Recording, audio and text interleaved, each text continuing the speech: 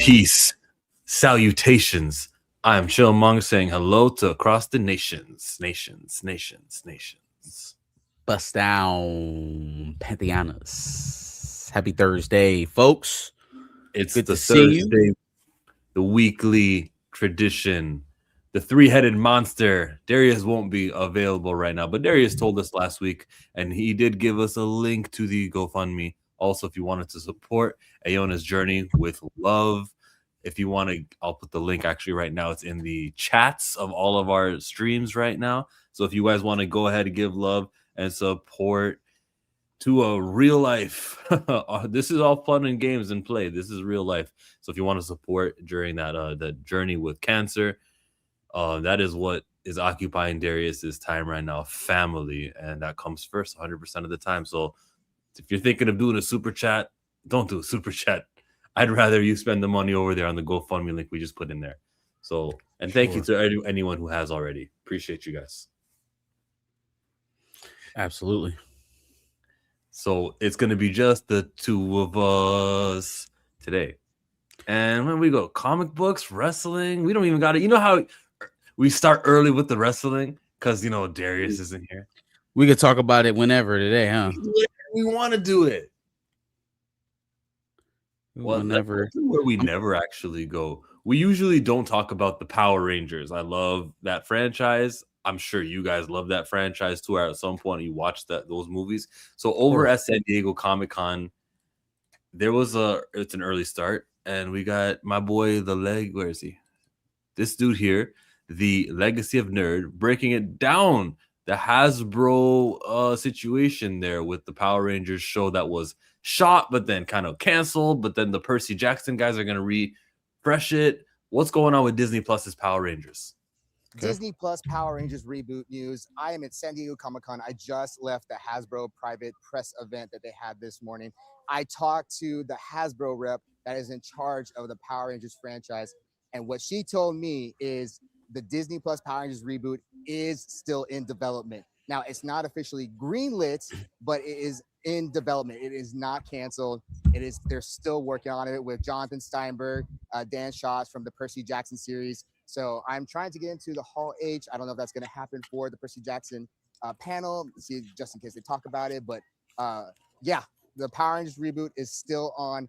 Can you imagine if the Percy Jackson panel happens and everyone's just asking Power Rangers questions? Because it's Comic-Con, people care more about that than this novel, Percy Jackson. That's not out of the question at all. Development still. It hasn't officially been greenlit, but it's not canceled. That is the official position that Hasbro has on the Disney Plus Power Rangers reboot. I am here at San Diego Comic-Con. I am covering a lot of stuff here. So make sure that you're following me on all the apps, all the socials, because everything's going up in different places where I can get it up, when I can get it up. But that is the latest. Got you here. Disney Plus Power Rangers reboot is still in development and not canceled. Thank you. Disney. His audio was kind of low still, but we got what we got. Thank you to the Legacy Nerd over there. If you say so, bro. But there's too much money to leave on the table. They have to do a Power Rangers. They own it. They got the rights to it. If they don't do it, someone else will. So I guess, I don't know. Yeah, but the series is not the money maker, right? We know streaming series don't make money. So if they were going to do something to capitalize on the fact that they bought it, you would think it'd be a film. However, I would be good with a limited series, even if it was an ongoing thing. Power Rangers. I am weary of the quintessential Disney touch that seems to spread over every IP they purchase. But maybe it'll be a different track with Power Rangers. Maybe it'll go well. I will say the campy type of fantastic feel that Power Rangers gives off is up Disney's alley. It's what they want to do. It's what they would prefer to do. The ultra family oriented type of content. The colorful. Yeah, very bright, very colorful. But, remains to be seen whether or not they'll be successful with it. A Disney Plus series is not going to make money, and they don't have the rights to make the toys. I think Hasbro still has those. So, what is their incentive really to build to a movie? They could make the money off a theatrical run, but if they're not confident in it actually doing anything theatrically, then I guess put it on Disney Plus, see if it gets you more subs. Yeah, that'd be a good movie idea. You have this Power Rangers show, and then one day you do the Morphing Grid movie where, yeah, there's these Power Rangers here, but remember all those Power Rangers from the last 30 years? Well, they've got this super mission, and then in that, it elevates the cast on the TV show because the Morphing Grid is down. This chaos in every universe. Yeah, there you go. Another franchise doing the multiverse. I was about to say a Power Rangers multiverse story. Which, I mean, if it ain't broke, I guess. The Japanese version was canceled. I know what that means. That would mean that, so there's a show called Sentai or Super Sentai, and every year they do a show, and there's a new cast, and they're all wearing different Power Ranger suits, but they're not called the Power Rangers. You take the footage from that, and all the fighting, and all the special effects, and everything that's already spent money on that show, and you just have actors who speak English take off the helmet in one scene and do a talk, and you know, they're at the base and everything, and you save so much money on the action scenes because all you do is use this Japanese version where their faces are covered and it doesn't matter. You just have someone else voice over it while they're talking. So that show in Japan is no longer happening, which means they've got to make all original, which means that the budget for the show is way higher, which is worrisome. And Power Rangers has never not had this Japanese footage to rely on. Now it's crazy.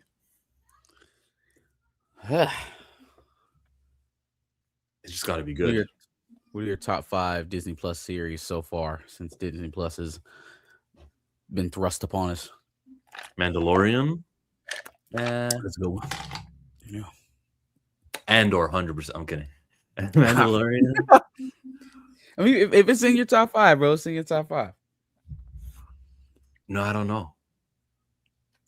I go Mando, WandaVision. 9 episodes. Yeah, Mando, WandaVision. Half-hour episodes. Can I get the 5? Loki. Tales of the Underground. Maul Underlord. Bad Batch was good. I didn't finish it.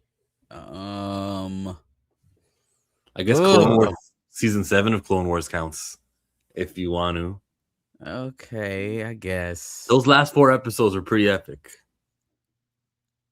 X-Men 97. X-Men 97. There you go. X-Men 97. There you go. I know I was missing something. Yeah. So Mando, WandaVision, Loki, Maul Shadow Lords, Tales of the Underground. What was the last one? X-Men 97. X-Men 97. And some of those Hulu shows that could show up on Disney Plus, like Paradise, would you count that? That shit don't fucking count. Okay. It's good marketing though. It's a good way to impress upon people that your quality has increased, and all you did was integrate somebody else's shit that they're still making. But hey, you know you bought it, so I guess you can claim it. It's all good. Just for God's sake, do not enter Hulu Studios and start doing shit. Let them keep making content the way that they're making content, because it's doing well for you. People like The Bear. People like things like Paradise. I think Handmaid's Tale is on there. Like, they got shit on there that people like. Don't touch it. You keep your Disney hands away from it and just let them keep growing your subscribership. Okay. Understood. Doesn't count. Got it. I'm playing Pal World at the same time on my PC. LOL. Hey, Pal World. Pokemon knockoff. In the comic book world, there's reason to believe that Static is going to have a comic book that's going to be announced at Comic-Con, because there is a panel where one of the people who are at the panel for DC Comics is Cody Ziegler. Cody Ziegler is not writing a comic book that's for DC, right? As we speak. So if he's part of a DC panel, it's to be part of something new. And because Cody Ziegler's skin is dark, and he did Miles Morales recently, Because Cody Ziggler's black, he got to be doing static. Yeah. Only logical explanation. Kinda. And I it kind of sounds foul to say that, but it's Cody Ziggler is not really ascending the ladder over at Marvel. He's not really allowed to do anything. He's banned actually from Marvel. Guys, Marvel Comics, they said, Cody Ziggler, you can't do one of our flagship books with 500 issues. Nah, you're relegated to doing the miniseries and the up-and-comers. Can't do the big one. Oh, thanks for making so many comic book issues for Miles. Well, you got all the way to issue 40. Good for you. Oh, you want to do X-Men? No, Cody Ziggler, you can't do that. So DC over here has Cody Ziggler announced in one of these panels. What do we think? Do we think that it's for static? Yeah, I do. We could hope so. On Friday, July 24th, we will learn because he's going to be here at the Next Level panel with Joshua Williams, Hayden Sherman, Kyle Higgins, and Jerry Dugan. Cody Ziggler at 3 p.m., between 3 to 4 tomorrow morning, afternoon, is going to be announced for what comic book he's doing, the Next Level comic. And remember, Next Level is that initiative where they're giving a chance to people, to comic book characters who aren't traditionally always there. The Wonder Woman's, Flash, Green Lantern. So I think that's reason to believe it'll be somebody, maybe Static, hopefully. Who could it be if it's not going to be Static? What are the other potentials? Oh, Vixen, but Stephanie Williams would be Vixen. When it was announced the Next Level thing and like nobody was black and it was like 10 different books, Scott Snyder took to Twitter and he said, did you think that was only all of what we're going to do? This is only the first wave of Next Level books. Here we are probably 5 months later and we're going to get another wave, which, bro, don't tell me this was the plan the whole time. You're reacting. It took 5 months to get this next wave. Oh, if you correct the action, I'm cool with you playing the fuck out of crazy and acting like it was your plan all along. It just has to be successful after the fact. Like, go ahead and save face if that's what you need to do. Just correct the action. Okay, then that's what they'll do. And that's what will happen. The Next Level did have Jamal Campbell writing and art for Zatanna. So people are being given jobs who maybe one day it might be beneficial to know, okay, well, the guy who's doing the Miss Terrific book, what's he ever done? Well, he's also done Zatanna. He's also done, and like the list of his, not filmography, bibliography, the list on his bibliography is long. So it's kind of helpful that jobs are being given. So I like it. I see value in it, even if, Jamal Campbell's not doing Cyborg or something. He'll get a chance to do Cyborg and be typecast eventually. If it's black, I hope it's Black Lightning, Static, or Mal Duncan and Bumblebee comic book. Oh, Mal Duncan. Who's that?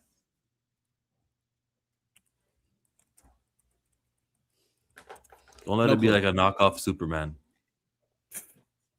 I'll pass on Mal Duncan, okay?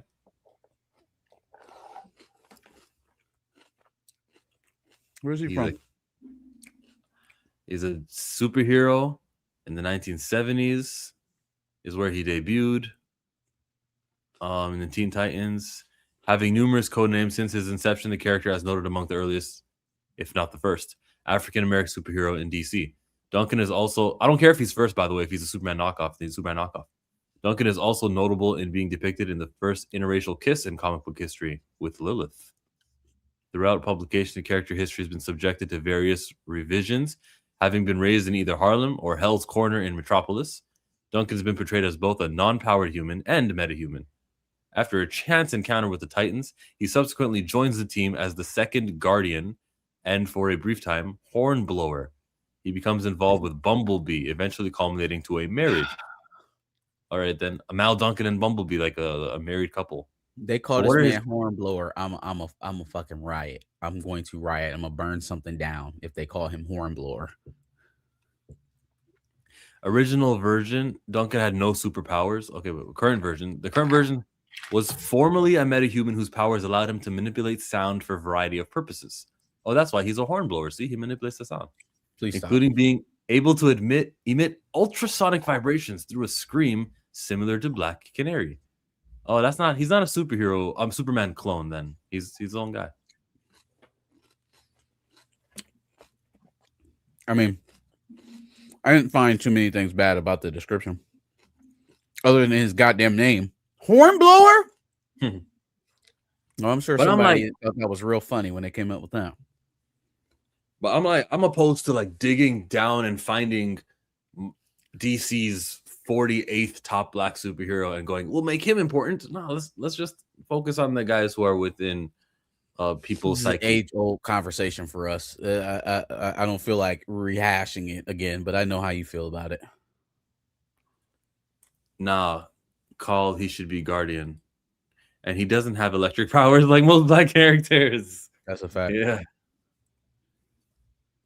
So no Black Lightning for you. Well, whatever it is Cody Ziegler's supposed to be attached to over at DC. Because remember, you know what? He's also...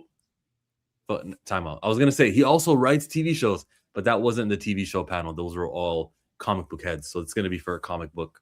Cody Ziegler. That's the upcoming news, because a static comic book is probably what it's going to be.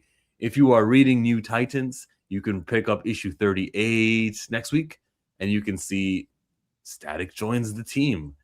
He's on the cover and the variant covers too.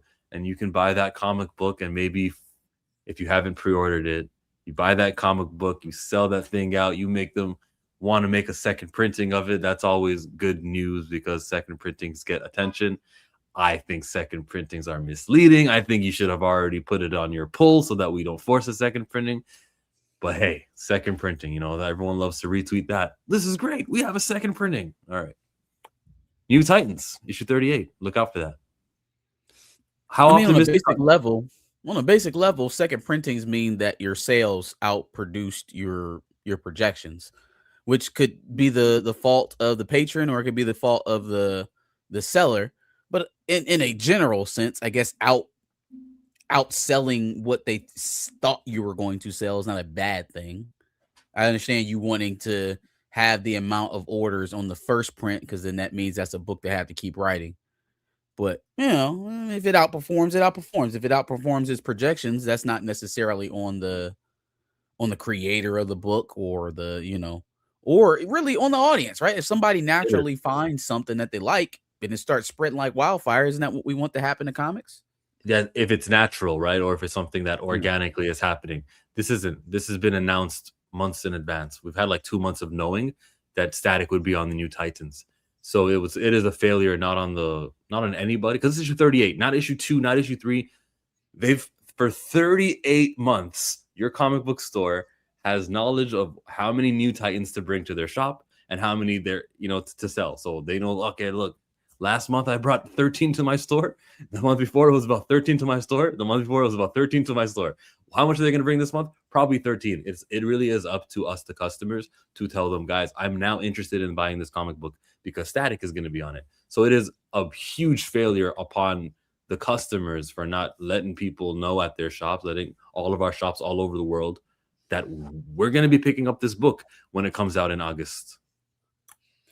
I don't know, man. You're asking a lot from the consumers. You're asking a lot from consumers. Well, like, hey, it's not enough for you to walk in the store and just buy the book. No. You gotta tell the person that you bought it from, hey, I plan on coming back and buying this again. Have a reoccurring, you know, pool of this book for me. And I get it. Comic books is a very particular business. Yeah. It would behoove them, maybe. I mean, I don't know how you even ask them to do this, because they're dealing with very thin margins. It's not like they can just erroneously buy more books. But somewhere along this pipeline, from writer all the way down to comic book store owner handing you your books, somewhere along there, we have to figure out the issue of why we have to do it like that, without it being all on the consumer. Because again, the idea is to grow, or to at least be able to sustain at the level that we're at right now, so you could possibly pass this down to your kids. And if that's the idea, then you have to make yourself accessible. And the one thing that, you know, manga, well, I guess they kind of ask it of you too, but not to the same degree as comic books, because they don't have this type of financial straits. A lot of things that kids are into today, they're not putting a very high barrier of entry. They're not asking you to do a lot to get into it, or to make sure that the business is healthy. right? Simply engaging with it at a tangential, level is enough. So how do we convince people to continue to be interested in this like kind of archaic art form without making it easier for them to get into it? Is kind of the idea. Okay, yeah, that's just like because I'm not disagreeing with you. It's like an indictment on the comic book industry of that. Yeah, This is why yeah. it has to be this way, but Yep. it is that way, and it's for the success of other Black comic book characters, and for comic books not being canceled all left, right, and center, is to the benefit of that positive result that customers know how this works and tells their shops in advance that you want the comic book that they're advertising. New Titans issue 39. Get that book. New Titans, because Static is there now. And now when DC sees, oh my God, when we put Static on the team, this book sells. That's great, right? Rather than the second printing route, which is, oh, we didn't print enough because we just printed how many New Titans we were always printing. And then, oh, surprise, surprise, all the books are out. I mean, they're going to tout it like it's a positive thing. But I'm going to say, well, this is just clear that milestone readers aren't on the ball with pre-orders. Chill and Marcus, my goats. Don't forget to include Planet Fanatics Darius in that conversation. Stamina's in the building. London Coming on MC. Hey, what's happening with Supercell, bro? Where are we at? They filmed and they finished that part, and the main villain isn't going to return because he got arrested in real life, right? I think so. Yeah.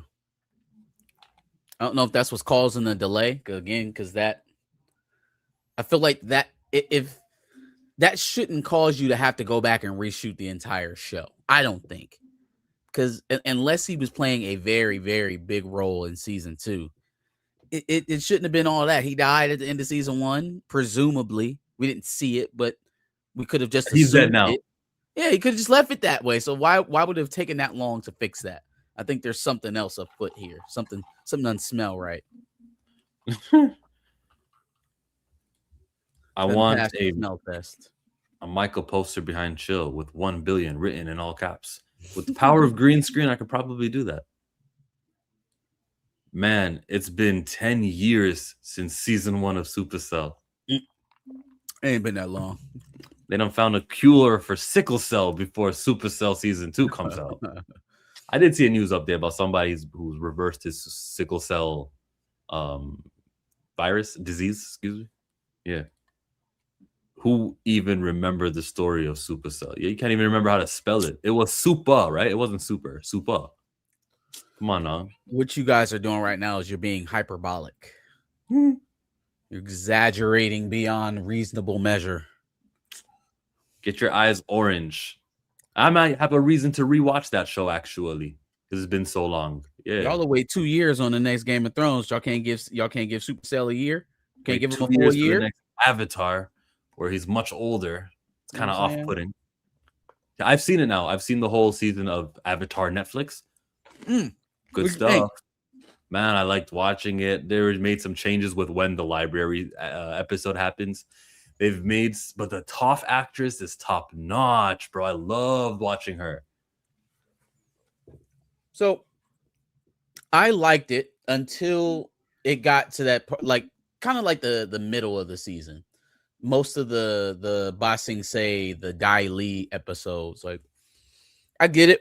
That was a big part of them being in Ba Sing Se, and kind of what delayed them in their, attempts to prepare to fight the Fire Nation. But some of the rearranging that they did, I didn't care for, like how Jet wasn't with his homeboys when he died. Like he had left them and never reconciled it, though. So he meets up with Zuko, meets up with Zuko, tries to fight the non-bending firebenders, and then meets up with Katara and helps Aang and them get into the library. The library's not in the middle of the desert. It's in the middle of the city. Appa's not stolen by underground. Appa's not stolen by like desert pirates. He's stolen by the Dai Li. And it was a lot of changes. Even the final scene where Azula hits Aang with the lightning bolt. Like it was shocking, but it wasn't what I felt when I was watching that television show. Like you felt like they was about to get away. It's like, damn, once again, the Avenger or the Avatar gang escapes by the skin of their teeth. Oh, bam! And get hit flying away on Appa. And I don't know if it was that sequence exactly, but for some reason, them trying to revive Aang at the end did not hit the same as them just fading to black after he got hit with that shit in the actual series. Like a lot of stuff didn't carry over emotionally. I said this about the Uncle Iroh's video on the anniversary of his son's death, right? Whole day, Iroh's in this funk. Nobody can really get him out of it. And the episode is really focused on Iroh being in this funk, and nobody knows why, right? Then we finally see him, sit down underneath that tree, start singing that little Soldier Boy song, and a little tear crept out of my little pre-adolescent eye. You know what I'm saying? It didn't deliver emotionally like that in the live action. That could be because we're looking at actual human beings, and you gotta do something different, to affect that way. Could be some of the changes that they made in the story, but I didn't like some of the sequencing towards the middle of the season, and then some of the things that they changed. I don't know. I know you couldn't do everything, so I'm trying to cut them a little bit of bail because it's still enjoyable to watch. But I didn't care for a lot of the changes later in the season. For 7 episodes, we got what we got. Yeah, you got what you can get. Sorry. 7 episodes. Next season, I think you need to extend it. Don't know how though. This is supposed to be the final season, but we're still in Ba Sing Se. We're still in Ba Sing Se. It's supposed to be the last season. Do you do the Sparky Boom Boom Man, the thing with the eyes? I heard viewership is low for this, so do they even want to spend half of their audience? Just half? Okay. Yeah, they lost half of their audience. Now, maybe goodwill and audience will start watching it in between, because Game of Thrones increased their viewers throughout the years. They went 8 seasons. That's all. It always could happen where like no one watched it right away, but maybe they'll stream it in the next following months and they'll go, okay, well, look, the viewers are here. I mean, maybe even still losing half of your audience when you premiere it's a Black Panther level of audience loss. Coming out of this Paramount Plus movie that they just put up, there may be some Avatar goodness happening, and maybe someone's going to be like, I want to watch the Avatar movie, and they're on Netflix, but they don't have it, but they have this, and people will watch that.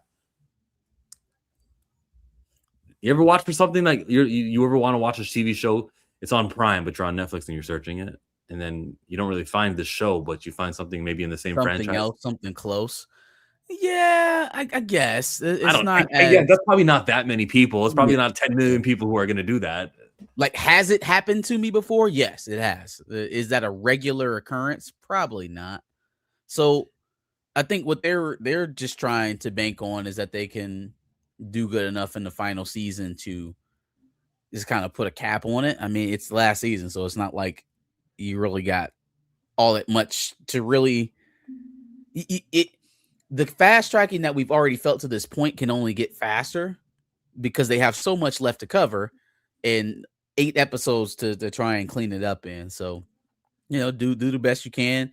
Make the fight with oh my God, what's that man's name? Fire Lord Ozai. Ozai, yeah, there you go. Ozai, yeah. Try to make the fight with Ozai as big as possible. Honestly, when they finally actually got down to it, I felt like that fight was a little bit lackluster. I felt like we seen better fights on the way up into the fight with Fire Lord Ozai than that one. He was flying. Sure. No. The fight underneath the city in Ba Sing Se with Azula, Iroh, and Zuko against it with Aang was better than the Fire Lord Aizo fight for sure. It was also really good in the live action show. That fight was cool to me. Mm-hmm. And seeing Zuko turn on the Avatar, even though it looked like him and Katara had some sort of understanding, right? Uncle Iroh was like, he's good. We're on the same team right now. Don't worry. Nah, bro. And them the Dai Li are out here. And we know what they're going to do. They're going to be in the Fire Nation probably episode 3 of next season. They're going to be there in Day of Black Sun to help them out for that 10 minutes. You know what else has suffered from the speed of this? Some of the romances. We're moving way too fast with Aang and Katara. It feels forced, doesn't feel natural, doesn't really feel like they have all that great of energy, like chemistry together.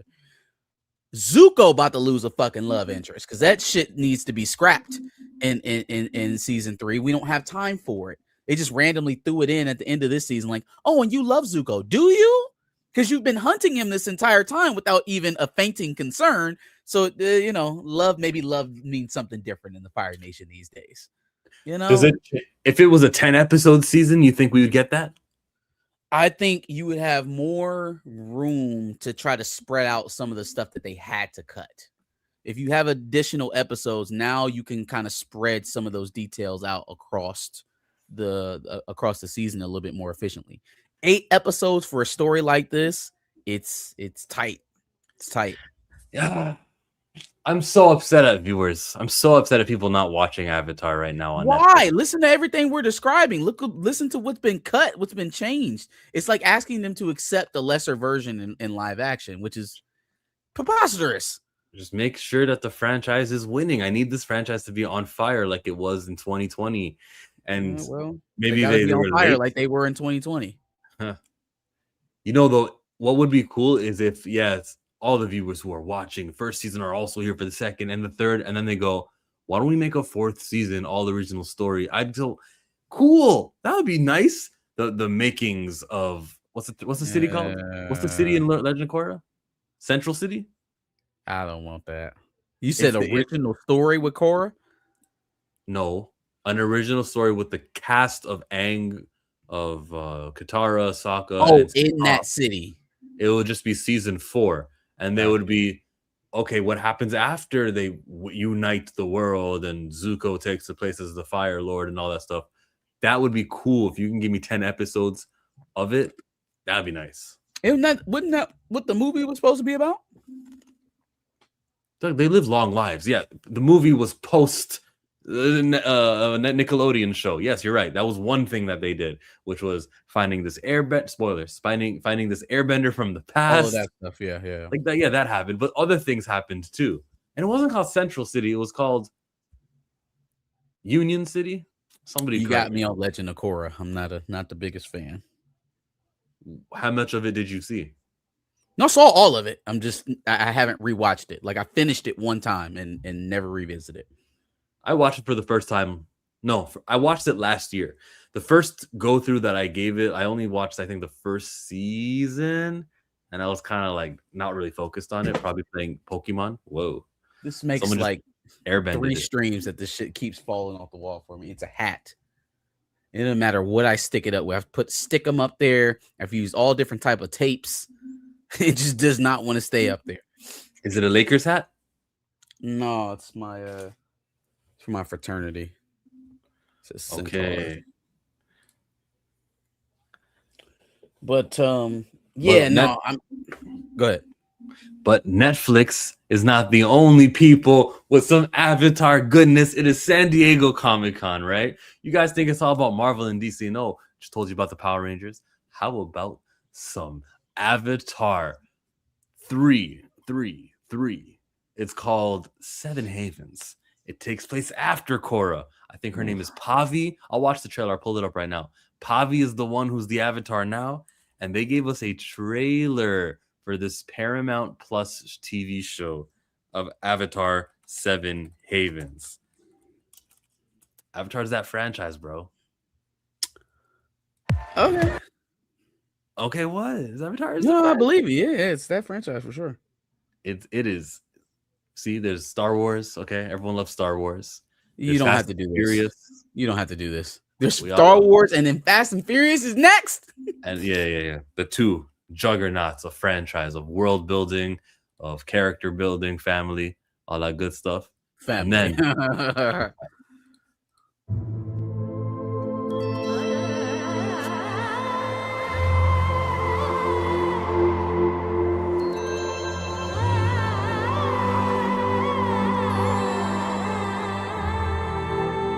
Why do you look like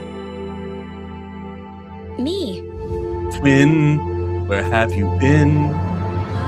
Alora needs to be prepared, because long ago our ancestors weren't. And the Avatar let us down. Korra.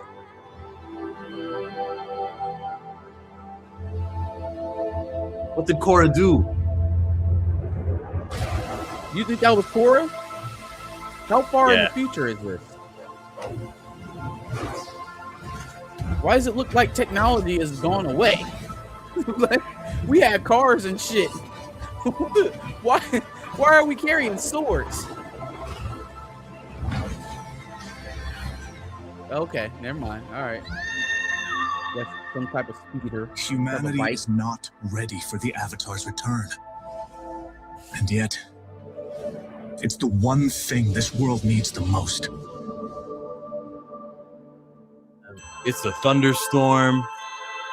What? Oh, it's got more trailer. Hold on.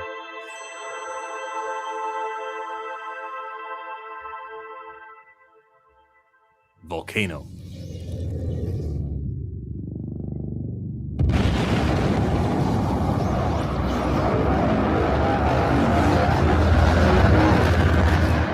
What the heck was that? Another harmonic Yeah, I don't know. That's supposed to convergence? make a. Yeah, I don't know what that is. Okay. So, first of all, you do think that I was Korra. Well, I guess yeah, it could be her. That's Korra. Whatever she did. I'm wondering what's going on with the setting. This is beyond Korra's time. So why does it look like we went and took a step backwards technologically? Because until the motorcycles. Yeah, until the motorcycles, it felt pretty medieval. Yeah. Right around here. And then I don't know, man. I guess I'm down with kid characters and maturing as the story goes along. I mean, that's how Avatar started, right? But like, they seem really young. Like I didn't feel like it was going to be like this young. This is like, it's not young adult young. This is like Disney Junior young. How long is it going to take them to grow up? When are we going to get the first like age bump? I think like Korra had a 3-year age bump in one of those seasons. Okay, that's cool as long as it happens relatively early. I feel like watching the coming of age process step by step is different when you're not actually coming of age. Like I'm just gonna be sitting up here doing what I'm doing with the Yanu and be like, all right, let's get to the more mature stuff, please. Let's advance this storyline beyond deep people bad. Elu good. You know, very surface level. She's about the age of Yanu here. She's not older than 13. Whatever her age is here, though, let's call it 12 years. So Korra has to die, and then 12 years has to pass at least. If Korra, but how old is Korra in this flashback here? She's got like a gray streak here. Yeah, she's at least like an older woman, 50s, 60s, maybe. When we representing white hair, they're saying that she's aged, she's seasoned. Yeah, Korra doesn't have to grow up until she reaches the age of 94 and then dies, and then 12 years pass, and then Pavi gets born, right? So it doesn't have the age gap. Like, this may just be probably 30 years after Korra. So all the characters that we met, all of Aang's grandkids who are airbenders, we can see them. They could still be alive. Tenzin could still be alive. Does it look like? Where'd the cities go? Do they just live out in the middle of nowhere, maybe? Marcus, are you complaining? Like that's what thing it is. Like Korra. I'm not complaining. I'm asking questions. I've watched the trailer. Now I have questions based off of what we saw. Yeah. The world is not the way that it was. Things went wrong. So then that's telling me that something cataclysmic happened. There was some world-ending event. Maybe even whatever this is that Korra was involved in, maybe that resulted in the world looking at the way it is now. Maybe that's why there's such a stigma about the new Avatar coming back. That's all I'm doing. I'm trying to put the puzzle pieces together based off the trailer. Okay. The puzzle is Korra, not good Avatar. We saw her in season 2 make it so that the spirit world the spirit world and the regular world, the one with Earth, they're Mhm. united now. Like things are gonna happen, and I think that the two Oh, I worlds thought you were talking about joining. all the past avatars that she fucking deleted, like the avatar registry. Yeah, I can't believe they did that. Maybe there's a way to get it back. I would love for them to get it back somehow. She fucking hit delete all. Like, god damn it. Yeah, but maybe sometimes you save it on another USB stick and then you can bring it. No, she hit delete all twice. What was it? It was the villain was using water and like striked her, and every time he striked her, she lost an avatar memory. That's how it happened. I gotta watch the end of season 2 or 3, whichever season. I gotta watch. I'm never it. watching that shit again. And they actually got some pretty decent villains on there too. That was the one thing that kept me watching that show. Is like the villains were like, they were real villains. Like it wasn't, oh, poor tortured Zuko, he gotta go find an avatar. And it was like, nah, these are baddies. Zaire, the guy who was around there flying. Best villain. Better than That Fire shit was Lord. hard. I'm not gonna lie, this shit was hard. Better than Ozai. Definitely better. I thought Ozai was disappointing to me, man. Better than Azula. Maybe. I don't think he was nearly as crazy as Azula. I think Azula was unhinged. Zaire had motivations and he was willing to be extreme to get them, but he wasn't insane. Azula is insane.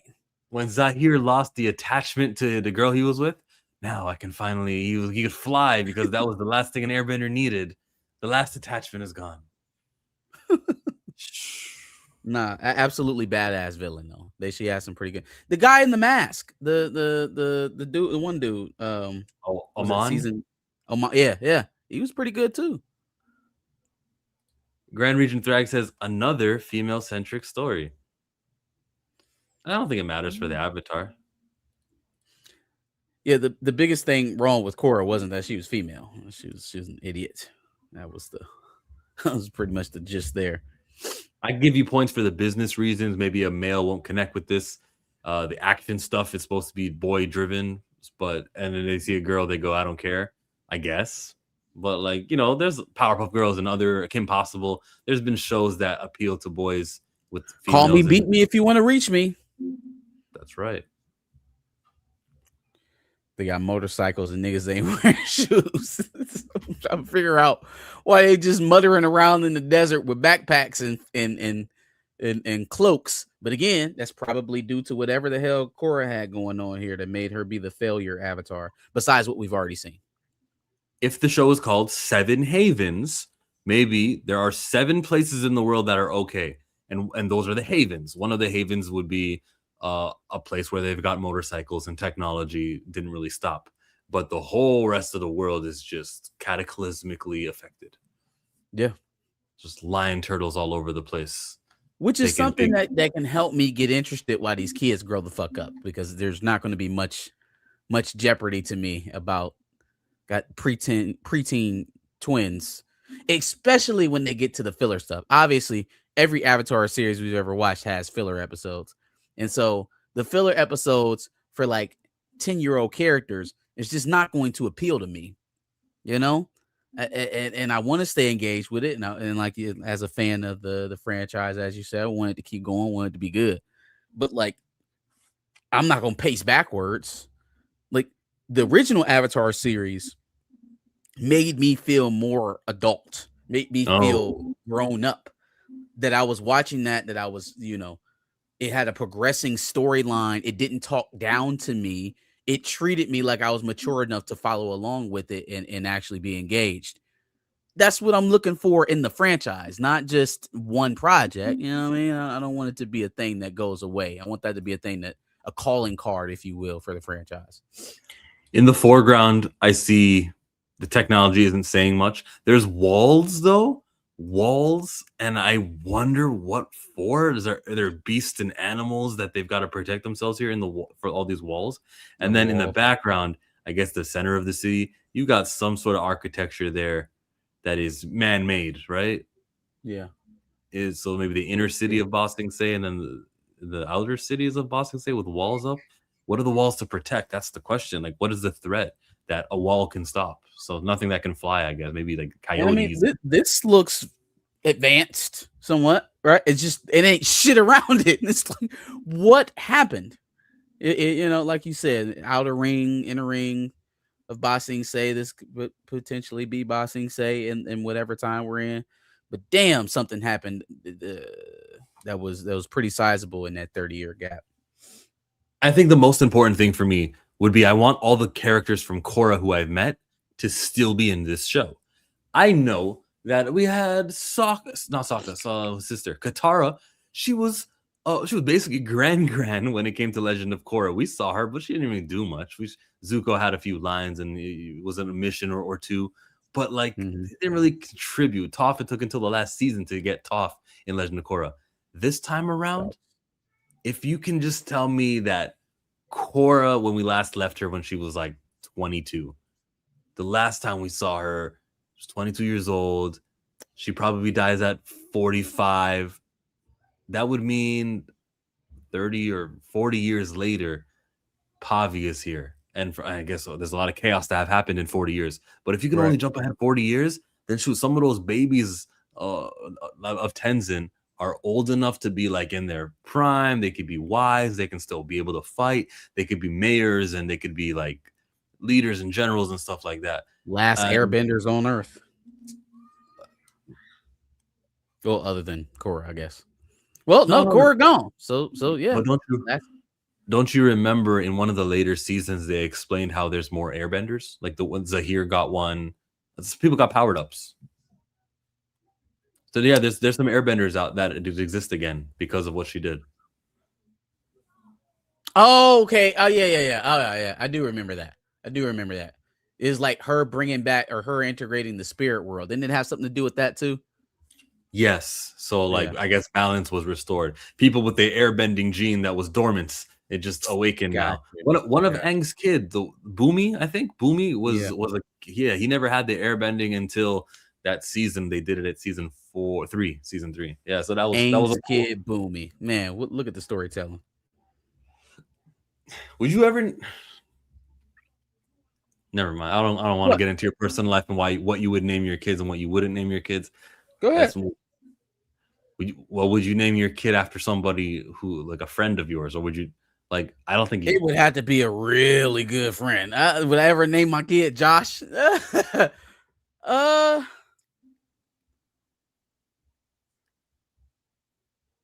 I would do it if I got a full-on guarantee that his next child would be Marcus. I would be that petty. I would hold it over him. It'd be like a handshake agreement. If your next born son can be named Marcus, then this one can be Josh. But what happens? Hands shake. It's been your hands are shaking. But what happens when one day Josh goes, I'm with the Zio agenda. What if Josh's political views change and he starts grifting? What happens then? Then you got a kid named after a guy who you don't really want to honor anymore. Oh, okay. I see. If we have a breakdown, it's too. I mean, my relationship at that point is with the kid. See, Boomy died already, so Aang's like, I'm good with him. Yeah. Yeah, he died a real one, so we can stand on that.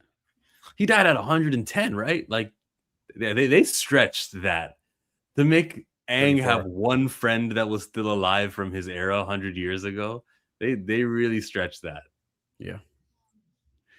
Well, yeah, Boomy was, I guess, our only guy from 100 years ago in the first show. And then, yes, in Legend of Korra, we got to see some of Aang's friends. Not too many of them. This time around, bro, it's so important to me to have the time gap be quick.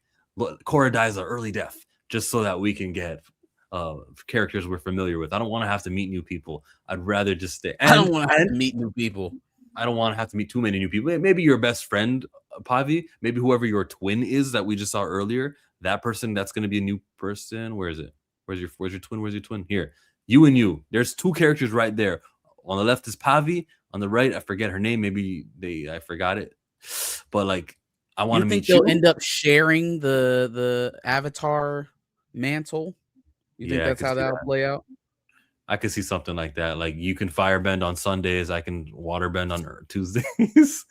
No, for real. Like on maybe the Avatar, the one that's supposed to be the Avatar, can't master an element, or is at least weak in one of the elements, and then the other twin ends up being strong in that element and weak in the ones that the first Avatar is good in. They end up having to work together, kind of thing.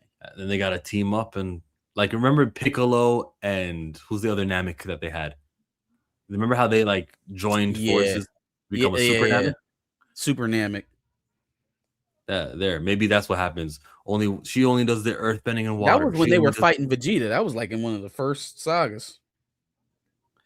And by the ending of it, you were split at birth because of the Ko, the face stealing god, or something like that. Mm-hmm. Yeah. Because of Ko, the face stealing god. Well, or another one, maybe Go, his brother. So we got pretty lame animation, if you ask me. I didn't think like how smooth it looked. A little basic. It was a little basic. Korra I swear, animation is not.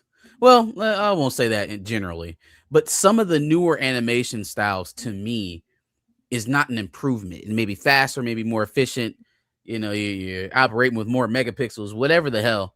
But like, I still look back at some of the stuff from like late 80s, early 90s animation style. And I'm like, yo, our stuff doesn't look this good today. I can tell it's more expensive. I can tell it took more to add some of the details. And, you know, I was, for one, I wasn't all that, well, I was also a kid.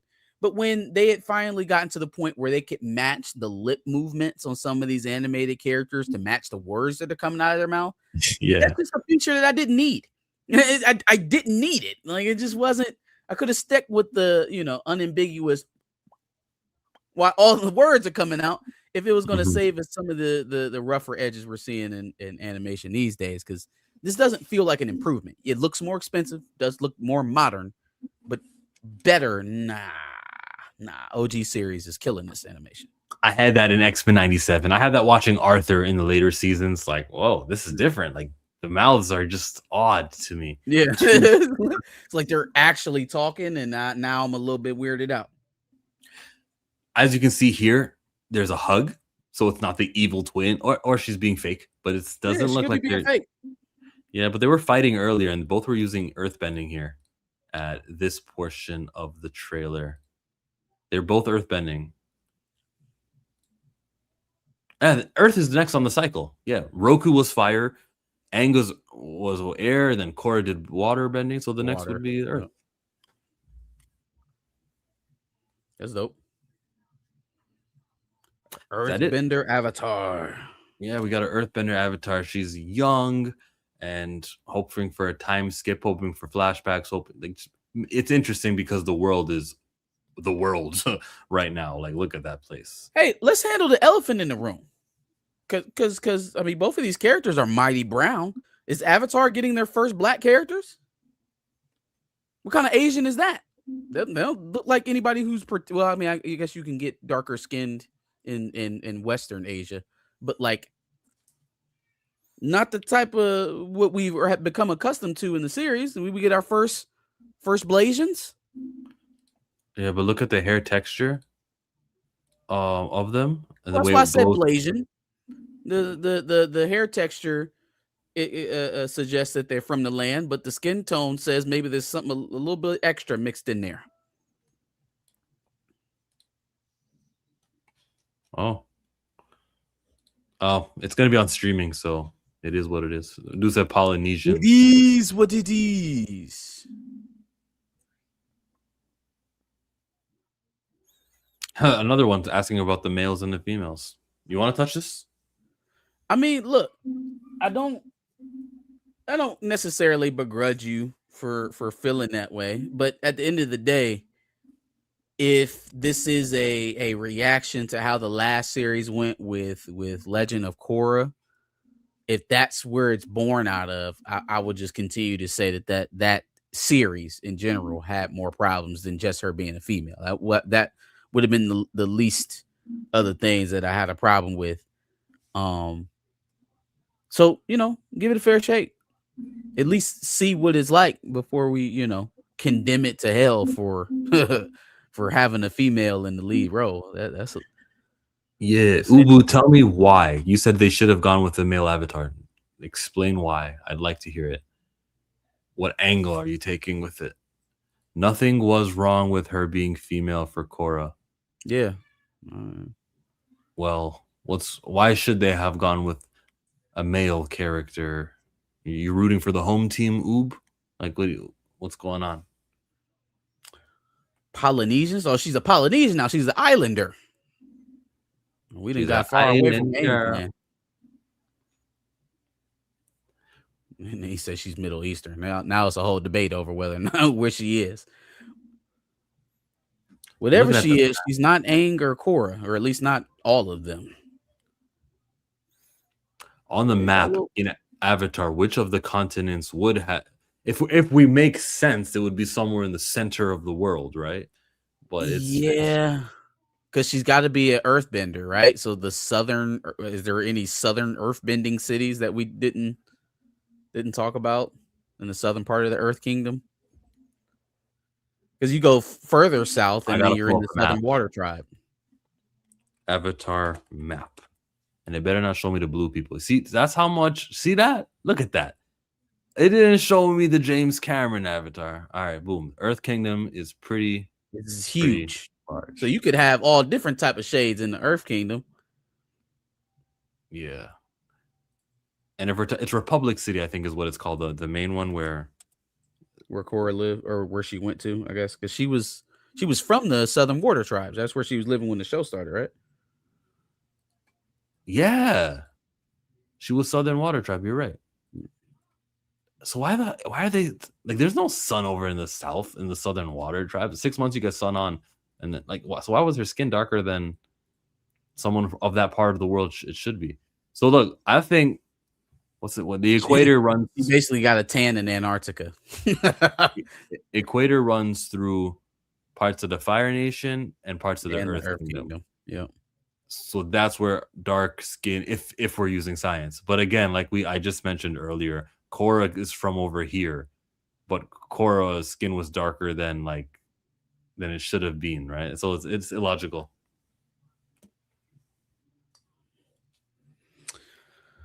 Oh no, I just thought that was interesting as well. It's the fact that those are the brownest characters we've seen in the franchise so far. So yeah, worth noting. So much of the draw for Frozen was the female heroine for young girls. I would agree. It's also a princess. This is not Frozen though. Yeah. This is not Frozen. This is male. I won't say it's male. Well, it is male targeted to a certain degree. It's male oriented, and it's based on a different type of quest. It's still quest driven, but it's a different type of quest. Like Elsa wasn't out there fighting snow monsters. You know what I'm saying? It was more sort of a therapy session with her ice princess sister. So Ice Queen. Battery says that Inuit people live in the Arctic and have darker skin at times. Interesting. I don't know enough. Don't Inuit people travel? I've never even heard of that word. Aren't they nomadic though? So they do dip down and then they go back up, or no? No clue. Mm-hmm. Yeah, I don't get it. I don't understand. And then when did they get there? Did they get there from a part of the world that is darker and it just? Hey man, I'm starting to realize that there are dark-skinned indigenous people everywhere. I'm almost to the point where I believe that they're like every indigenous person might have just been darker skinned, because we're everywhere, bro. Like there are indigenous black people all around the world in parts where we wouldn't even think we'd supposed to be. There are indigenous black people in Ireland, like not just people who migrated there and made their way there. No, people who were, So the question is, why did human beings who produce less melanin, how many years of away from sun do you got to be?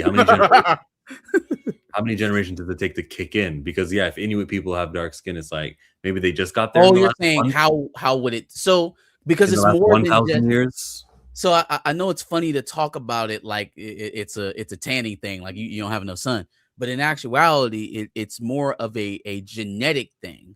For some reason or another, the humanoids, or the step before we get to what is our name? What's our scientific name? Homo sapien. Homo sapien. There you go. Close, the step before we got to Homo sapien. For some reason or another, the people in the very, very far reaches of the north, the ones who dwelled in caves for long swaths of their existence, also had a genetic precursor that calcified their melanin glands, which keeps them from being able to produce melanin.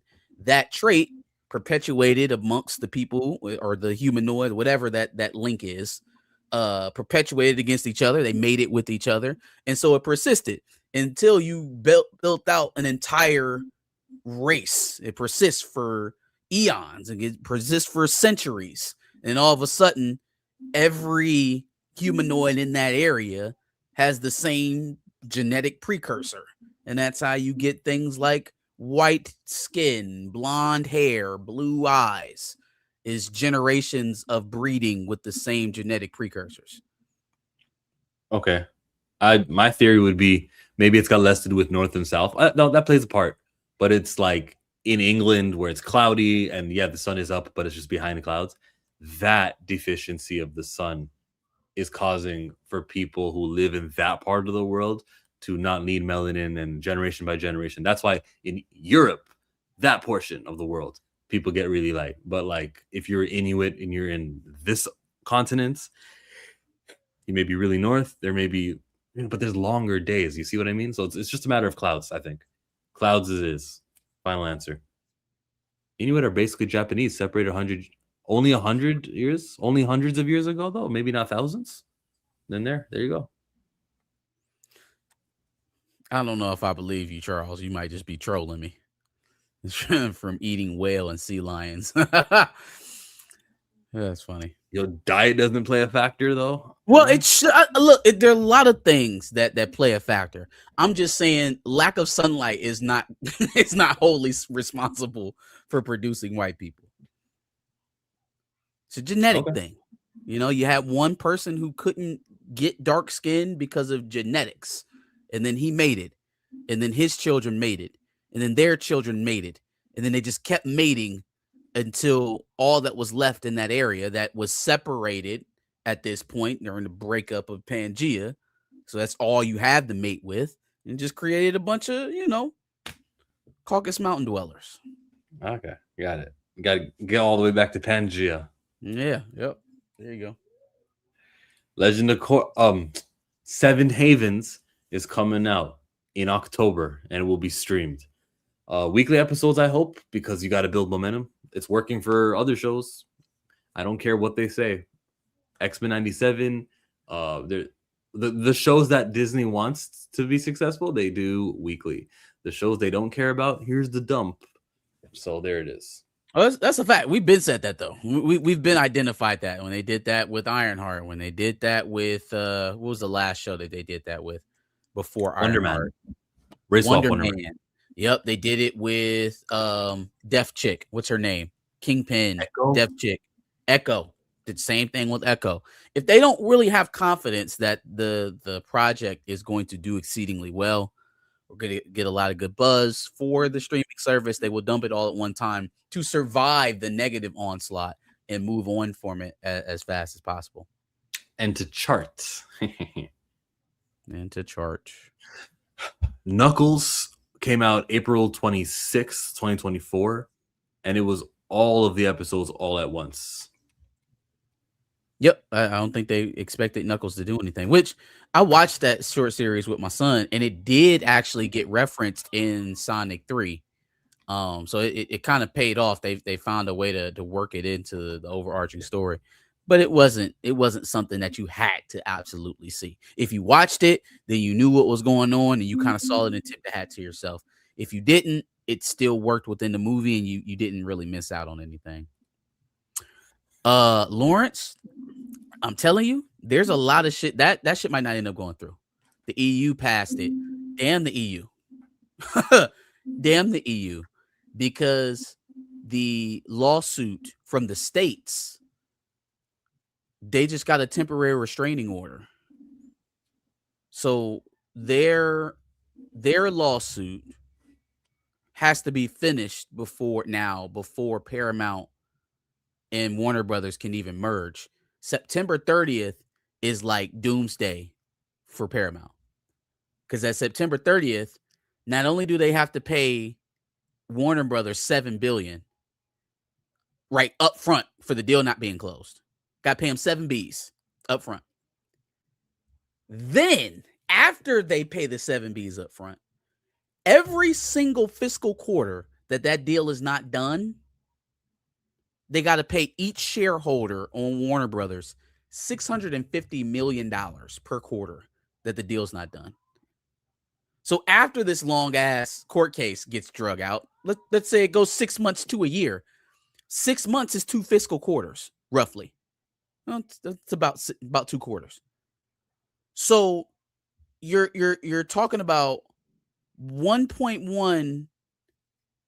Yeah, do I have my math right here? Yeah, $1.1 billion per shareholder every 6 months.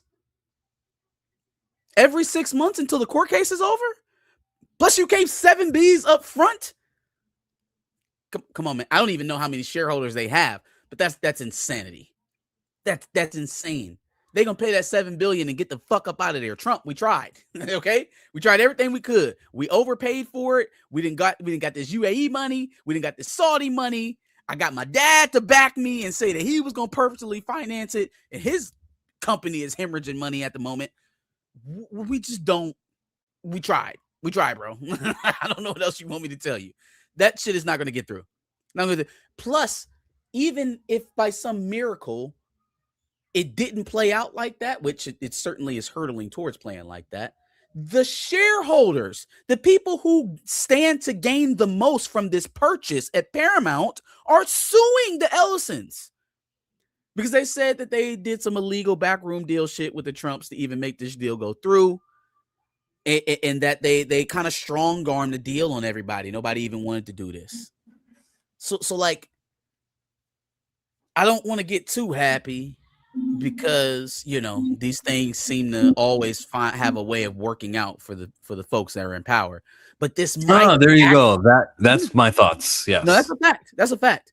But as it's currently set up, there isn't any legal wiggle room to get out of what they would have to pay. So the only way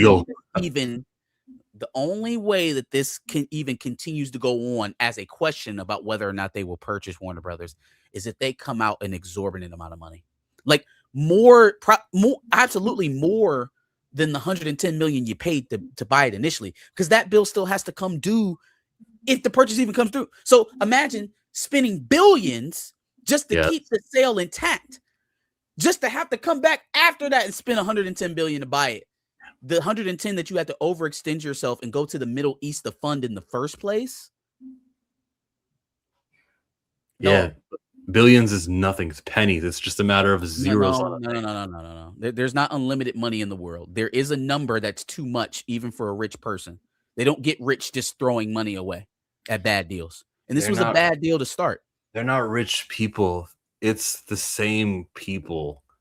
It's selling from Warner Brothers to Paramount. It's like it's taking money from the left hand of the pocket to the right hand of the pocket. I understand politically that's probably pretty accurate. It's not literally accurate, and so Warner Brothers, Paramount, who cares if you own it? It's the same deal. That's not literally the case, especially when you talk about the amount of pockets that stand to be filled off of whether or not the deal goes through or doesn't go through anyways. So it's not a zero-sum game in total. I think David Zaslav taking that $7 billion and going back to work like he was bragging about doing months ago is the best case scenario for all of this. Even though, yes, he may be a Zionist and he may be just as bad as what Ellison might have. Well, I think it's provable that he won't be as bad as what Ellison could be with that company and with all the cable stations, because they're not that now. They're not what they could be under Paramount presently. So I think it's provable that he's not as bad as the Ellison. You mean that they're less right wing? Well, that the impact of ownership will not be felt across so many spectrums. If the Ellisons own Warner Brothers, They'll can go expect heavier. the cultural impact to be a lot heavier than if it's continuously owned by David Zaslav. That I kind of want that. Like, don't be so discreet with it. Actually, be overt with it and make people want to go see, the next studio. What's Mark Wahlberg? Not Mark Wahlberg. Matt Damon and Ben Affleck. They've got a little studio thing going on there. Like, let's give them attention. Let's create the desire for another studio. Yeah, be overt with it. I think this deal is shot because eventually it's going to become. You have to make this money back, and when your flagship is struggling, what is that man? What is not David Ellison, Larry Ellison, Oracle. Uh-huh. When Oracle is struggling the way it is, I think they lost 36 billion in market share or something like that. Yeah, this but quarter. the government will bail them out. Money means nothing. Government will take care of all of them. Didn't Everybody can't get bailed out at the same time. They can't get bailed out at the same time. And then, okay, so you're gonna bail me out for Oracle and then turn around and bail me out for Paramount and Warner Brothers too? Because if they do this, if they pay them 110 after the deal's done and then pay them all the money in between just to keep the deal open, like, where do you suspect we'll be 2.5, 3 years down the line and they'll be parting this thing out to somebody else? They'll be asking for a bailout in 2 or 3 years for the same company. Yeah, but that's it's just pocket. It's the same person is wearing the pants, just moving from one pocket to another pocket. Yeah, I don't simplify it like that because there are way too many variables involved. Like, from a political standpoint, you're right. Like, there's not much difference other than the fact that I don't think that Zaslav is all that interested in tearing his cash cow apart to serve Israel. Like, yeah, he may do some favorable things. He may have some actors not acting. Of course, we'll donate all the applicable monies to the IDF and AIPAC and whoever else needs a check. But, like, I'm not going to not make money so that we could, kiss Benjamin Netanyahu's ass or anything. It's not Netanyahu specifically. It's the lobby. I mean, we just haven't seen that out of Warner Brothers over the last 3-4 years since David Zaslav has owned it. So I can't attribute him to something that I haven't seen him do actively. If there are things going on behind the scene that I don't know about, I could honestly believe it that it's happening because he is who he is. But in terms of the lesser of two evils argument that we seem to not be able to avoid these days, I think he's the lesser evil between him and the Ellisons. Threg says, yeah, I agree with that point, Marcus. Zaz isn't as loudly right-wing. Same bird. Sure, but what you can't say is that things won't get exponentially worse if the Ellisons get their hands on it. You can't say that with a straight face. No, but they own CNN and all of the other cable channels, and they own the entire library from. And then what will happen? There are some people who believe the world is right and left, and when they go, "Whoa, CNN is becoming right wing," I will now seek independent news. I will seek somewhere that is not right wing. That's but we're already doing better. That. We talked about that. The majority of people under 40 aren't watching cable news anyways. This is not necessarily. It's not necessarily a end all be all. I'm asking who's going to be worse, who's going to push harder to push a pro white America nationalist type of agenda in their media. Well, we just haven't seen that out of Warner Brothers since Zaslav has owned it. We have absolutely seen that tenor coming out of Paramount, and we absolutely see that attitude coming in the things that they've promised to get this deal through in the first place. Firing newscasts who don't agree with the regime, right? Like, that type of shit is not happening at CNN currently. So from that standpoint alone, I don't think what happened to Jimmy Kimmel from Disney would ever happen at Warner Brothers and CNN. I don't think he would ever go that far. I don't think he gives a shit. I think a lot of them people are his friends and they're able to convince him to spend his money over there so he does it. I don't think he has it. Most of these people are not politically inclined to begin with. They don't give a fuck. They don't care. They just vacation with these people. He probably takes 4 or 5 trips to Israel a year, like them his folks. So he just getting down where he gets down. Still an evil person because of it. Don't let me excuse his behavior because of that dynamic. He's still an evil person. But like there is a distinct difference between that individual and the individual who has a vested interest in the destruction of other people. I don't necessarily feel like that's where we're at with Zaslav as opposed to the Ellisons. Well, they're both with the occupation. The Dems and Republicans have them idiots online, Hassan Piker and Officer Tatum and so on. I would not equate Hassan Piker for the Democrats with Tatum Officer Tatum. That's probably the most dishonest thing I've heard you say, Jay. There's no way you could look at both of them individuals and say they're even remotely close. Imagine if the richest POS in the world goes after WB. Batman will be hunting Muslims in Gotham. For real. That's not far-fetched to think that we're going to have DC characters out here hunting down jihadists because Paramount now owns WB. But that overtness, the audience can see, oh, look what's happening. But the covert bullshit would be, I don't do a single show with a Muslim protagonist. I don't show main characters with that. I dehumanize. I marginalize.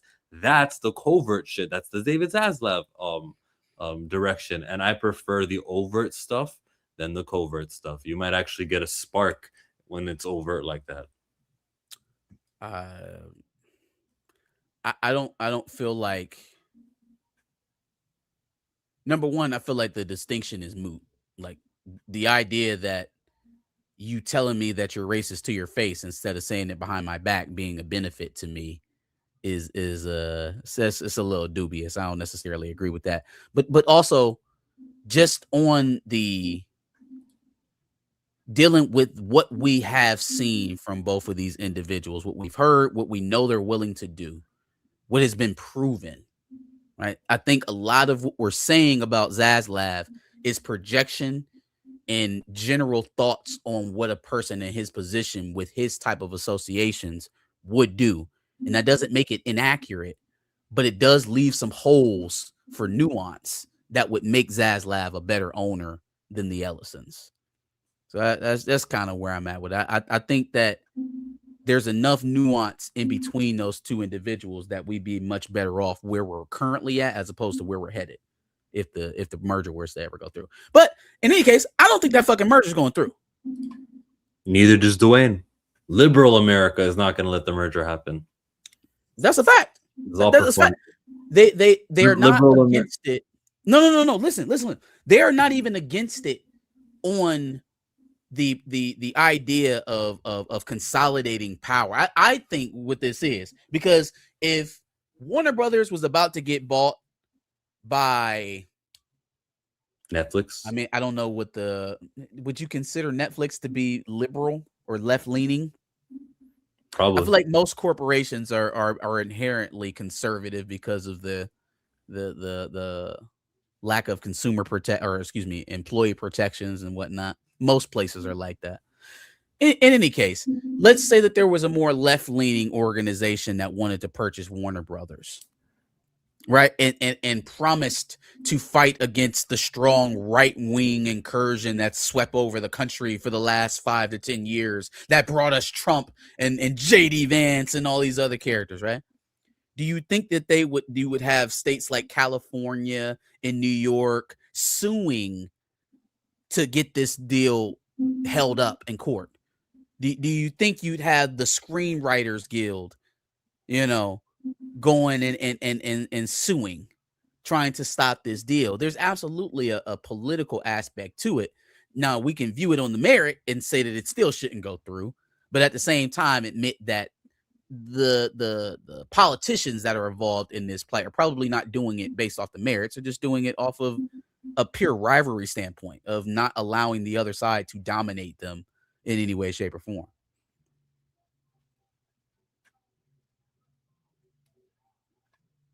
I see both sides. I just don't trust people's ability to shake off propaganda. Yeah. Look at all the damage Trump politics has done in 10 years. We got a generation of openly racist white guys everywhere. Go to Jay the Informant. I think this is his explanation on Hassan versus Officer Tatum.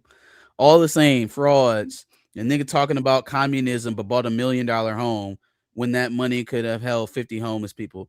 Buddy, Jay. So to know or educate people on communism, I have to be broke. I have to be part of a state-sanctioned system where they've commandeered all of the means of production, and we have bread lines. And if I don't, then I can't advocate for communism at all in any way, shape, or form because I have something. This reminds me of like, well, no, I ain't gonna talk about that because they was actually stealing money. Never mind. But it's a very defeatist argument, bro. Like, you have to be poor to talk about being poor. You have to be uninvolved in an economic system to talk about how harmful an economic system is. I can't criticize capitalism if I participate in it. How many million regular homes are $1 million, right? And especially if he's in a city, like, what are you talking about? He has $1 million home. Maybe because of his status, he needs to have the protections in that $1 million home can provide in that neighborhood that it is in. I also don't think he's ever claimed to be a communist. I don't think he's ever called himself a communist. Now, if I'm wrong, I'm wrong. I don't think you can live in a capitalistic country like we do and be a communist. It's impossible. He has one. I'll give him two. I'll say he can have on the East Coast and the West Coast. He can have 2 homes that are $1 million before I start going, hey, shouldn't you spend the money on homeless people? And most of the time, when you hear left-leaning progressive type figures talking about homelessness, it's not a, hey, Bill Gates, go end homelessness. It's not, hey, Jeff Bezos, go use all your exorbitant wealth to end world hunger. It's always policy-based. It's all, what can we do as a collective, as a society, to improve upon this condition, this ill? So he's not asking you to come out your pocket to do all of this. So why is it incumbent on him to uplift 50 homeless people out of his wallet alone when we can't even get you to vote on a housing initiative? We can't even get you to vote on affordable housing. We can't get you to vote on a rent freeze. Those are the type of things that he advocates for to improve on a homeless situation. But you just asking him to pull his fucking wallet out and pay some shit. Like, I don't even get what the argument is there. So since I won't go broke trying to help other broke people, I can't advocate for broke people. Yeah, he's just like Officer Tatum. We got to say this stuff out loud before we type it, man. Just gotta run it through. This is unreal, isn't it, huh? Jesus. What a segue. So the WWE has this documentary series where they talk about the show as if it is indeed a fake scripted show, and you get to see the script writers. And I fucking hate it. Sometimes they say the wrong thing. So they covered Cena's retirement, they covered all the injuries, and they covered lots of things, right? CM Punk and AJ Lee, they had a dog that named Larry, not Ellison, who died. And it was pretty sad, bro. I mean, they pulled on the heartstrings earlier in the first couple episodes, and then we find out the dog died. To me, the highlight is Oba Femi's ascension and Trick Williams getting signed at the same time. They got lots of screen time here on this documentary. Bruce Pritchard is in that room, and he says, quote, quote, we have to be patient too, as far as when they come up. They're not going to be effing ready when they come up. I said, Bruce, shut up. What? So you don't watch NXT. You do not understand. Needs to be fired. As if they hadn't already been in a developmental show on the CW to get ready to be on the main roster. Trained by Shawn Michaels on a daily basis. What is the point of having the developmental show if when you call them up from the developmental show, you still say that they're not ready? Because I remember Hunter said, what are they doing on NXT then? Then what is the point? What's the point? Yeah. Triple H was like, Trick is not going to learn anything more down there. Now he just got to be there and share the ring with guys who are more experienced to improve. Like, there's only so much he can get better at. And I'm like, thank you. It sounds like a guy who's done this for a living. I've felt this way not about Trick Williams, because I feel like they're still, even though I feel like they're hurting him, but they're still trying to push him. They're pushing Oba very heavy. I worry about a guy like Javon Evans, who they seem to be turning into a mid-card jobber. a youthful talent that they've had who came in, maybe not the same hype as Obafemi, right around where Trick Williams is, though, absent the big entrance and chant, every bit the wrestler that Trick Williams is, and probably a little bit better in the ring. Is capable of doing a little bit more with, some older talents on the roster than I think Trick is ready to do at this moment. But they're not doing anything with him. He's been chasing the Intercontinental title for 3 months. And here's what really gets me, right?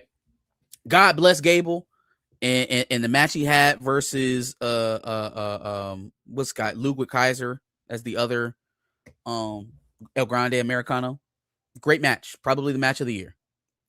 But the idea that you march back in on Raw and leapfrog Javon Evans now to get a SummerSlam title match, and I get it. It's in Minneapolis. It's his hometown. They're big into Gable right now. They're trying to push him. He keeps trying to do this fucking speed clap shit every time you come out. I wish he'd stop doing it. But why? Why? Put Gable on SmackDown. Let him have a fucking feud with Trick Williams and Yachty and have him compete for the U.S. title. Why would he leapfrog Javon, making him lose yet another tournament, yet another type of swing at Penta after you showed that he was mad that he didn't beat Penta several months ago? It seems like they're slow playing him the way that they wanted to slow play Trick in Oba, and it doesn't make any sense at all. And if you really want to see a cautionary tale as to where that can lead, he's not ready yet. He's not ready yet. He's not ready yet. Oh, the fans think he's ready, but we know he's not ready for the push. It's Braun Breaker. Braun Breaker, who was supposed to win the Rumble, and then they decide, we don't want to push him down anyone's throats. That was disappointing. Fucking Breaker. Braun Breaker, at the time that I started watching wrestling again, which was going on 2 years ago now. I would say it was probably early 2025. And so when I started watching, he had the Intercontinental belt. And then maybe like a week later, he dropped it and started kind of the early stages of what will become the Vision. Yeah, I'll be back. Go ahead. Kind of like the early stages of what will become the Vision.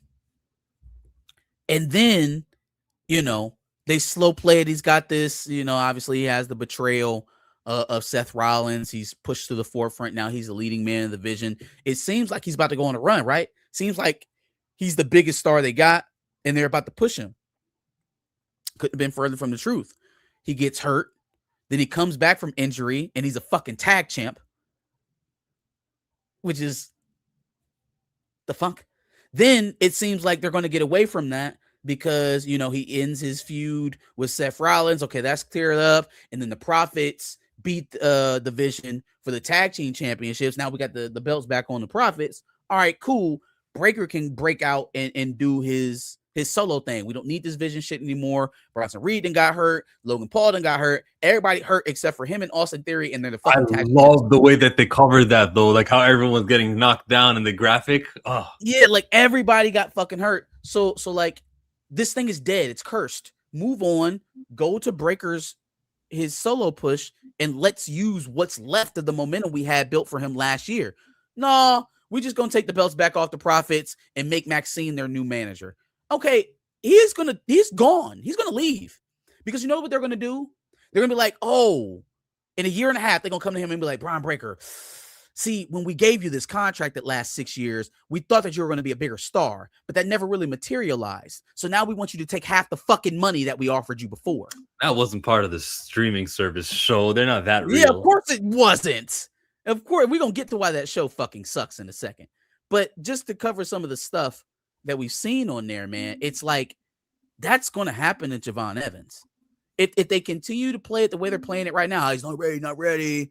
He's got to lose the fucking Rusev, who's the ultimate jobber these days. He loses to Rusev?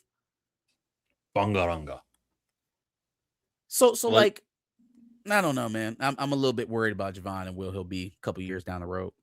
We need Ryan Ward to step up. We saw him in the creative room, and I I don't. Okay, look, I'm trying to insult him at all, but every time Obafemi was being touted, it was Triple H.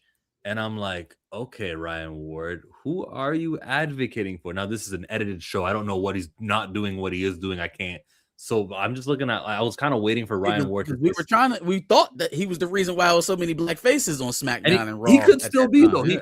He really could still be. Maybe he was be with the fur, with Trick Williams' ideas. Maybe he does more of his work on the email side of it, but he's over there working on Raw and SmackDown, but he's there at the table, not at the head of the table. He's not as close to Triple H as on the table. He doesn't sit as close as Paul Heyman does, Ed Koskey, some of the names, Bruce Pritchard, who you've known. I think Bruce Pritchard can go. Yeah, he need to get Bruce Pritchard's seat. Bruce Pritchard don't need to have a seat no more.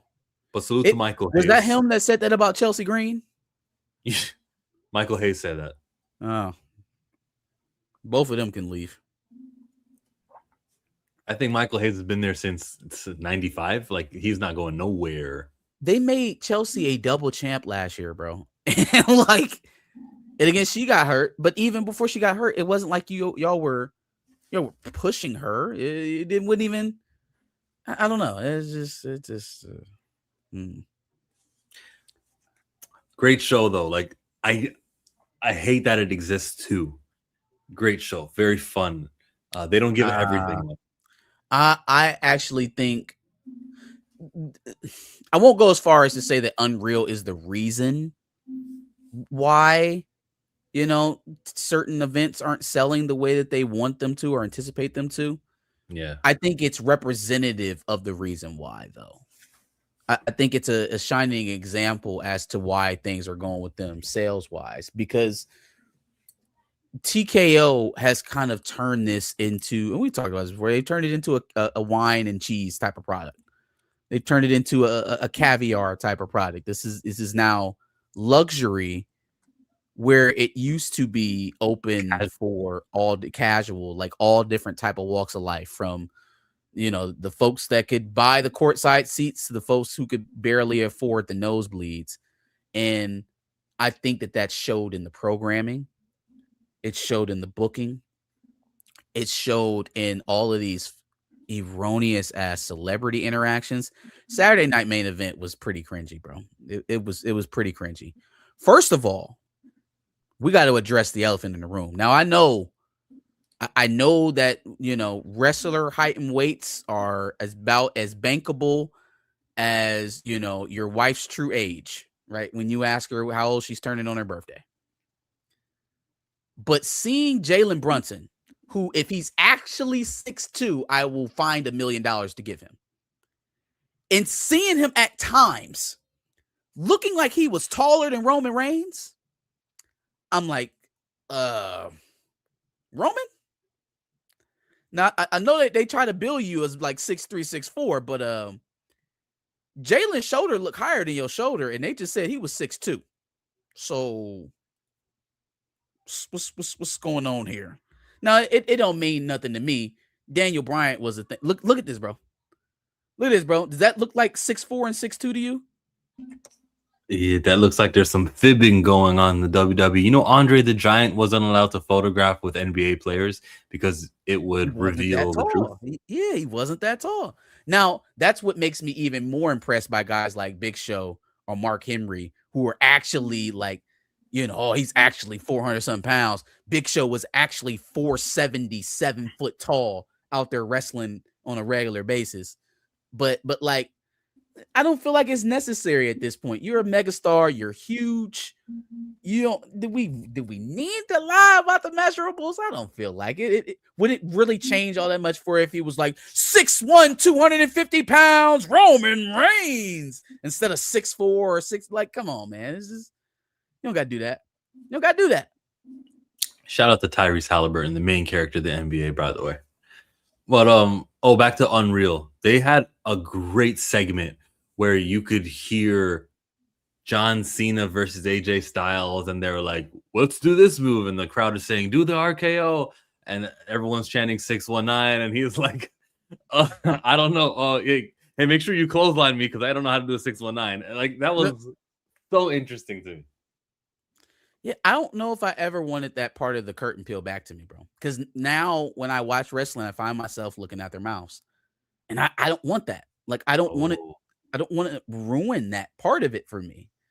what Like about when they, obviously, I know what it is, and yeah, moments like this is cool. You know, when they're watching her back in Gorilla give her pregnancy announcement, that's cool. I don't want to see you choreographing a match. I already have to accept the situation as what it is, and I have to enter this reality where yeah. I'm going to come along for the ride, and I'm going to believe you. You want to hear I'm some going shit too, though? I'm Like, gonna give it to you. You can't take me out of this. You can't give me this part of it and then expect me to ingratiate myself the same way. when you have match producers choreographing a match, and it's the same 6 guys on the road. It's TJ Wilson that you just saw here in the middle. It's the same 6 guys. I don't want to name them. It makes you realize that's why some of these matches are so routine and they paint by the number. Like they just, there's no originality. Then you think of Nope. somewhere else like AEW and you get more variety. So that's what they revealed to me, because it's the same guys. Abyss, it's the same guys doing these matches who Yeah. are, you got to run everything by. And so yeah, that's why the suspense is the same way. That's why no one's trying submissions, or I don't know, just so many ways to wrestle a match, and it feels like they're all paint by numbers. You know what I think is missing, bro, from the weeklies, because they can still put a halfway decent show together when it's not a Saturday night main event on a PLE. I think when wrestling was at its heyday, I think there was a reason to have a brand split. They constantly gave you narrative reasons for there to be a SmackDown and Raw. There, even though that's the way the business has always existed over there at WWE, they are not writing reasons for there to be 2 separate narrative tracks for 2 different shows. It literally just creates more opportunities for us to point out where you guys are going wrong. They need to either A, go back to what they were doing in the early 2000s and give us a reason to care, because, you know, even Raw to a certain degree, you know, that's probably the only weekly show that most people are watching anyways, but it ain't been great. It hasn't been exceedingly good. Give us a reason to pay attention to both shows. Have a draft again. Have a cross-show rivalry. Hey, here's an idea. How about we have a cross-brand rivalry leading into Survival Series, which is the entire point of Survival Series in the first place? Huh. Anybody remember the Invasion and how key that was to WWE at a certain point in time? Like, that shit matters, and it makes sense for you to have multiple shows. I think there will be a Survivor Series with a bloodline that they're building towards. That could work. I don't know how the Bloodline and the Judgment Day haven't run up against each other at this point, because They're both heels. Right, but they are also the only factions in WWE that matter right now. Oh, but there's also like more female members on Bloodline. It's JD, Dominic, and they're the only 2 males right now. You're right. Yeah. It's unbalanced. I thought you were trying to call JD and Dominic the female members of the of the Judgment Day. No, I don't use females as a derogatory term over here. Okay. Oh, okay. How That's enlightened why of you. Pavi from Avatar is going to be great. See, go girls. And that's why Shuri should have replaced T'Challa lickety split in the first movie. You can get the fuck on with that. You see that recast T'Challa noise? Because you got Twitter too. And I saw Damson Idris was asked by Kevin Feige about sorry, are we done with wrestling right now? Before we go to Sure, yeah, that's good enough. So DC, Marvel, Lanterns, where we I'll go to Lanterns because I already had finish what you were just talking about. Nah, do the Black Panther stuff you was just talking about. Fuck Lanterns for now. Okay, Panther. So Kevin Feige gets talked about Damson Idris. Kevin Feige got a lot of questions recently as he's doing press for the Spider-Man movie, and he's just putting himself in front of outlets. Okay. As you can see, the question from Cosmic Marvel's got the tweet here. When asked if he will reveal that Damson is the new Black Panther in the MCU, not today. Laughs. You know how much you want to read into that answer? Not today. as anything is, it's rehearsed from Kevin. So if he said it like that, he planned to say it like that. I don't think that was like an off the cuff. I don't think they caught him off guard. I don't know what to read into it though. Does that mean he has the job? Does that mean he's going to be T'Challa? Does that mean he's going to be the kid? I don't know exactly what to read into that. It was very brief.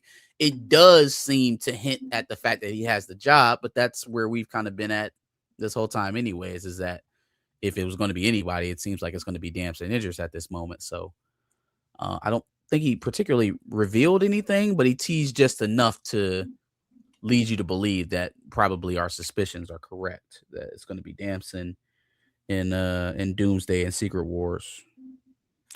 This was from Weibo. This has been translated, but hey, that's the source of this news that I just read over here. That he answers not today, and he laughs about Damson Idris. It's Damson Idris, right? But is he playing T'Challa? Because the question was whether he'll be Black Panther, not whether he'll be playing T'Challa, and that is the key thing. And it is important to use the word T'Challa when we talk about him and call Toussaint what he is, and it's Toussaint. And if you can get that out there, everybody, great. Not one Sant, two Sants. Leave a comment on people's videos when they do these videos and they say T'Challa Jr. No, we will train. We had 5 years to do this. We will train the masses into calling that bastard Toussaint. And calling that bastard Toussaint. I think you got a super chat there, brother. We got a super chat for $10. Oh, they got me feeling emotions.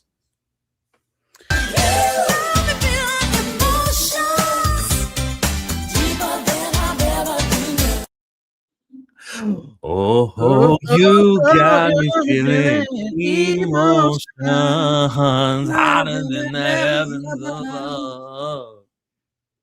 I feel cool. I feel nice. I never felt so satisfied. I'm in love, so alive, intoxicated. Dre Mac, we appreciate the $9.99. Hey, bro, say it with me. Taste the biscuits. Taste the goodness of the biscuits. With that honey sauce. Yo, can I get a Tyrone Magnus dancing and put that super chat? Send me the link to that video. Taste the biscuits. Taste the goodness of the biscuits.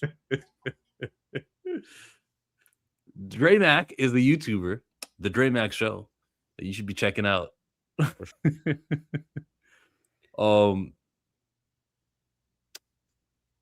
Taste the Biscuits is fire. Like, I find myself singing that sometimes. They all asked for a duo. They came, they showed up, they got what they was looking for. Give the people what they want, Perp. Give the people what they want. Yeah, give the people what they want. Recast T'Challa and refer to Toussaint as Toussaint. So I was talking about our singing, but yeah, that too. Yeah. I'm never sending another super chat if Chill's gonna sing. It's just the wrong. See, I should choose a lesser artist who doesn't have the vocals. If I sang a Michael song, it would be okay. Men in the Mirror, go right now. A simple nickel. No, that's not the words. How does it go? A summer's disregard. I was gonna help you. Keep going. Broken bottle top. They find a new one and I know when you see, because they got no place to be. Yes, I'm starting with me. I'm starting with the man in the mirror. I'm asking him to change his ways, and no message could have been any clearer. If you want to make the world a better place, think along yourself, then make the change. Woo! Na, na, na, na, na, na. I hit the notes there. Can't be mad at me. See, I just needed a male artist. That's all I needed. Darius is like, okay, totally not. You're the channel. You're not allowed to sing Michael. Okay. Why? Because he didn't make a billion. I said he wouldn't make a billion. That's why. You What am I allowed to doubted do? him. You doubted him, and now you want to sing his. Oh hell no! You're not going to sing his songs. You're Darius, not. I just said the international audience won't show up the way Bohemian did, so I think it won't make a I billion. said you will not sing his songs. God. My son reminded me that was tonight. They out there watching it in the front room now. Game versus YG. I heard Tooted and Booted. It was one of the first songs he played, so it looked like he was emptying up the clip pretty early. Watch the copyright strike completely out of sync rendition. That's because it sounded so accurate. They thought we was playing audio. We'll probably get struck for the WWE Unreal. I think I may have played too much, but you never know. I don't think you played any. I think you just showed it. We were talking over it the entire time. Yeah, but that's how. Where has fair use gone? Is fair use not a thing anymore on the internet? God damn. Not with them. And I don't know Paramount's thing. I played the whole Paramount trailer of Netflix's of their Avatar. So we might be cooked. Netflix's Avatar, we'll get you.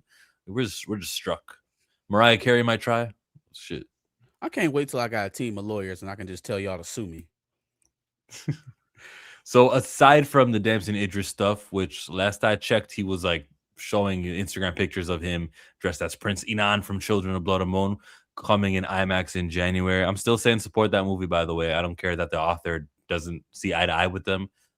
I have not told any, and neither have you, Marcus, have said, we gotta be not supporting this one. I still say you give it your money. No, I won't tell anybody not to support it. If you're asking me what my level of excitement is, it has dropped significantly, but I'm not telling you not to go see the movie. Let's go to James Gunn. James, what you got? What you posted this 14 hours ago? Hello, Green Lantern fans. You do not want to miss this. The official world premiere of the trailer for Lanterns is tomorrow.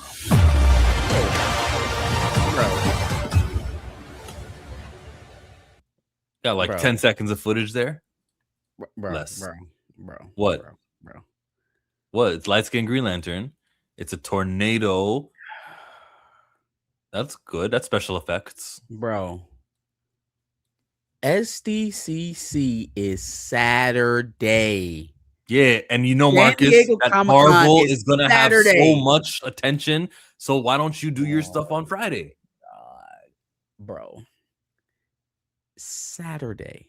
So you're going to release it on the Friday going into Comic-Con. And get publicity. So if your fear is getting drowned out by the Marvel avalanche of marketing that's coming, which I don't believe is coming. We've seen the trailer, so we could talk about that after. We're not going to talk about Doomsday right now. We're talking about DC. Okay.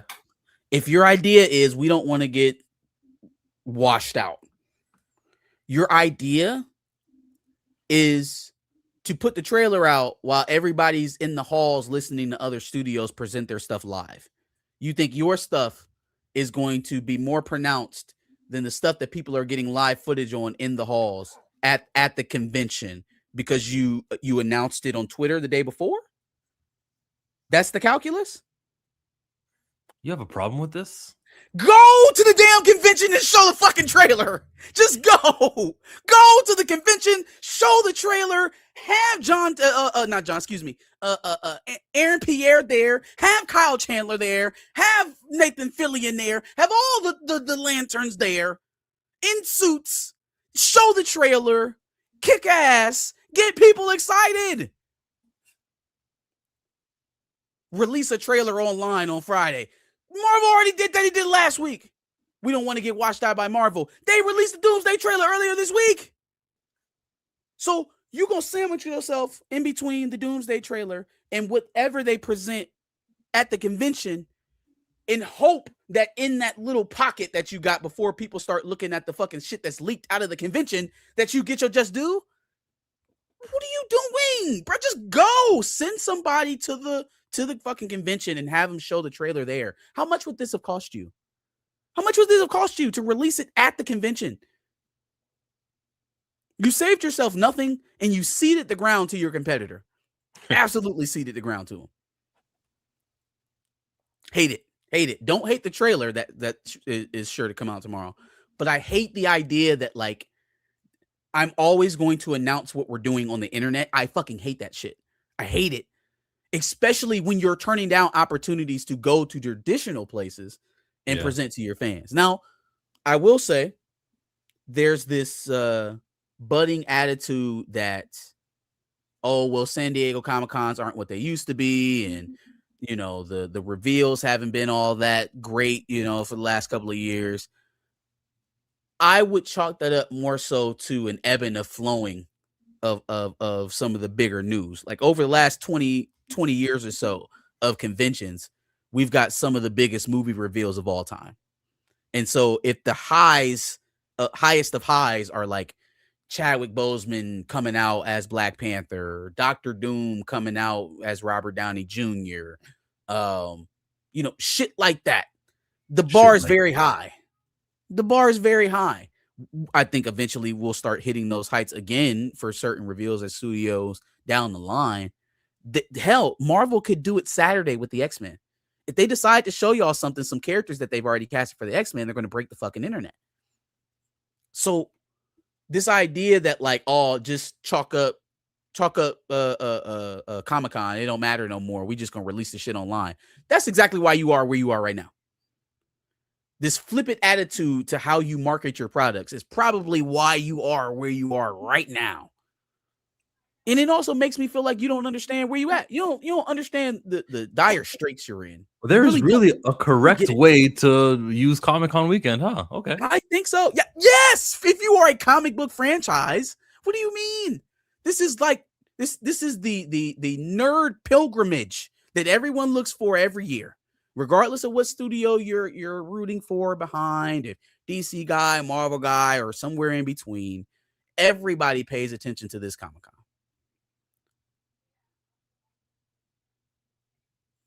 I don't know why we wasted the opportunity, especially if it's a dope ass trailer. And it feels like it's going to be a dope ass trailer. So why not? Why not?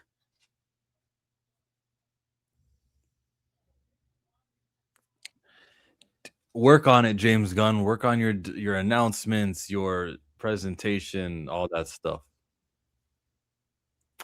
Improve. Let's see what chat's talking about. I don't see Marcus's point at all. All the costs to get to the panel is there. How for showing a trailer? The cost in showing a trailer? Of bringing the talents, plane tickets, hotel. Now that you're a major motion picture studio, that's the cost of doing a business. Flying your talent to a destination, that's what we're talking about. That's all the cost we're talking about. They're probably already in California. If you don't want to spend that, then we're kind of already shot in the foot. The shit is expensive. It gets expensive. They have multi-$100 million budgets for these projects. Yes, showing up to cons and exciting your fan base is part of it. I don't know. Did Marvel get exciting your fan base? How many people are actually going to fit in Hall H? 1,000, 2,000? It's not even about just the people who are there. It's about those people who are then going to link it online and present it as, oh my God, like they're setting the standard. If the first time we see an X-Men casting, right, is some Hollywood Reporter or Variety article with their face from some other project in the byline that they've been cast in such and such X-Men project, versus, ladies and gentlemen, we've drafted our new Storm. And then there in front of the entire crowd, they reveal who the new character of Storm is. They go crazy. They scream. That little bit of nuance in between just dropping it on the internet and seeing human reaction to it live in real time makes a difference. So we want human reactions. Do we need Comic-Con Hall H for that? Well, he's doing it on Comic-Con weekend. So yeah, you should. Where else do you? Where else do you get those? Create your own event. How about that? How about DC? Absolutely. Finds a place not in San Diego, but in Los Angeles itself, where the actors will be. Rent out a comic book shop, make it an arena. I don't know. There's lots of places in Los Angeles that you can pay a little money for, put a down payment, and have a venue for a few hours, and just make it so that people react to your first time seeing Lobos, first time seeing Jason Momoa in the suit. We could have had that last year, especially when you got 2 movies a year for the next 10 years coming out of DC. You got a TV show. Like, there's always going to be something to talk about. So have an annual the first week of January. Guess what? DC does their thing. They create the event. Yeah. With them not having another like a D23, it makes it even more like dire that they use this opportunity. When else are you going to do it? Like you said, you don't have another event. You don't have a D23. You don't have another like specialized con that's just for your content. So it's either go viral on the internet or bust. I wasn't even expecting him to drop anything from the way he did it last year. Well, he did. And then Kevin Feige didn't do anything last year either, which means expectations are up. People in the room, millions online. Again, it's not just about the crowd and who's watching it there. It's about the reaction that then precipitates from that crowd's reaction. Like, yeah, we all pretend that like we're these isolated individuals and we just all form our opinions based off of things that we like personally, and that's 100% of the calculus, and that's ridiculous. No one would ever sell anything if that's how things work. Your idea of what is quote unquote popular comes from the reaction of people around you. It comes from your parasocial relationships that you have. And so, yeah, releasing a video online, if it gets a trailer online, if it gets tremendous pub and everybody from here to Kalamazoo watches it and repurposes it, sure, you can get a lot of, if it's like Avengers Endgame level type of repurposing of a trailer, sure, you don't need to do anything else. Since we know it's not going to be Avengers Endgame level, how about we do something to boost the excitement? Because we're selling a product. We're not viewing this simply from a consumer standpoint. We're viewing it from a business standpoint. How do we assist in propagating this marketing material? How do we help it catch fire? Well, going to the biggest comic book event of all year that you have all year and revealing it there helps propel the marketing. It's not just, oh, well, we showed it to a room of 500 people, so if 500 versus millions at home, that's simple math. We're not playing simple math games. We want to show it to that crowd because that crowd is going to go out and they're going to talk about it on their phones instantly. They're going to go out and they're going to promote it because they were so excited in the room of 500 people that y'all just tried to dismiss because there are millions of people on the internet. Those millions of people on the internet are led by the 500 people in the room. That's what we're not getting. We are herded like sheep towards products. That is why you buy.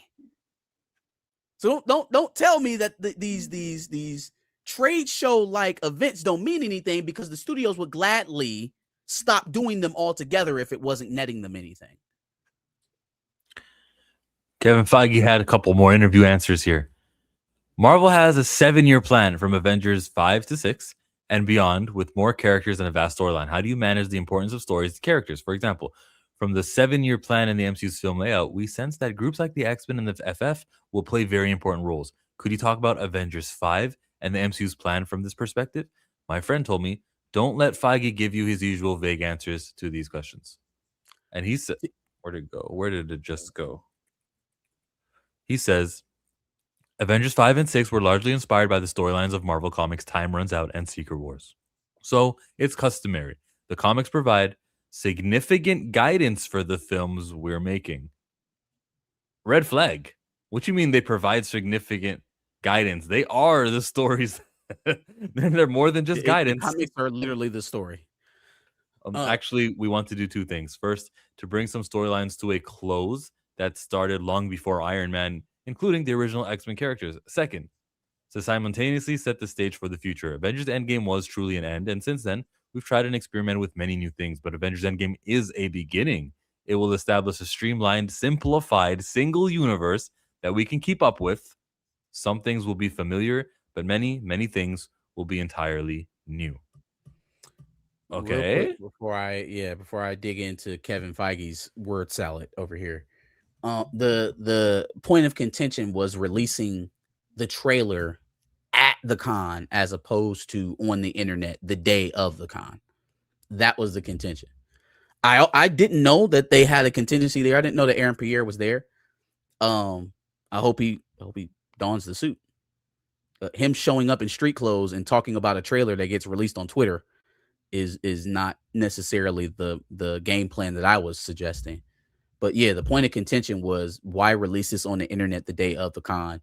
Why not just go to the con? That was the point. Now, Kevin Feige and the whole simplified universe. The Doomsday and Secret Wars being a new beginning or end. What I'm sorry. First Endgame was the end, but it's also now a beginning. Now it's a beginning. Okay, yeah, because we're ignoring all the other projects that came after Endgame, so that we can piggyback this story right at the end of Endgame. Let's watch the movie first before we discover why it's a beginning. Maybe it's got to do with the last scene with Steve Rogers. I'm sure it has to do with that. That's absolutely what it's about. But it is also about being able to do-si-do around the last 5 years of meh we've gotten. Because I mean, what else has built up leading up until this point from those movies? Nothing else in those movies directly connects to this. Doctor Strange Multiverse of Madness is the movie. That came out in no, that was like 2022. Okay. I'll give you that one. But Doctor Strange is not in this movie. Doctor Strange is not in this film. So that's moot. He ain't got nothing to do with this. Well, multiple universes explaining incursions. The Fantastic Four movies probably have something to do with this. The Loki TV show, I imagine, but that's not a movie. Spider-Man is supposed to have Tobey's Spider-Man in this, so maybe is it required viewing though? I think you can already go off of the old Spider-Man movies. Let me rephrase again. Not have to do with it in terms of will they show up in the movie. I mean, was there something specifically from their projects that you saw that led to this overarching narrative of Doomsday? That's what I mean. Nah, because Doom wasn't even in Fantastic Four. Maybe you could say the last scene in Captain Marvel 2. Well, he was in the after credit scene where he was talking to Franklin. Okay, they didn't show his face, but they showed his likeness. In any case, my point is that it's strategic in two ways. One, to try and draw back out the nostalgia of Endgame, and two, so that the lack thereof of narrative threads to all these characters eventually we will bring in Doomsday. We will start this point off with where the most narrative threads we have to this story is, which is Endgame, because none of them were established in any of the other movies. They don't have to start in the Fantastic Four universe because they barely established that this person is even connected to them. If you didn't stay for the scene after the credits, then you wouldn't even fucking know. Same thing goes for Thunderbolts. Same thing goes for Brave New World. Same thing goes for I already said Thunderbolts. Same thing goes for Thor: Love and Thunder. Like, all of those movies were leading somewhere else. It still grinds my gears that they try to pretend that this was the plan all along, because nothing in any of these movies says that Doom was coming. Not a fucking thing. Not a single thing. So, yeah, I think that's what they're doing with Doomsday. Then the Secret Wars of it all. How far do you think he gets from center? Like, I don't think, obviously the days of thinking this is going to be a full reboot are gone. Like, I don't even think that's going to be possible. But does he course correct all the characters? So we just getting a new Cap, we getting a new Tony. At that point, I don't know, man. I don't know, because it's going to get complicated. How can you have a Thor 5 after that if Chris Hemsworth keeps being Thor, but you've recasted Steve and Tony? Like, we just gonna rock with Chris Hemsworth? Yeah. Okay. I mean, so we. Kevin, go ahead. I'm gonna change the topic. Damn, we're done talking about Marvel already? No, just another quote. Oh, go ahead.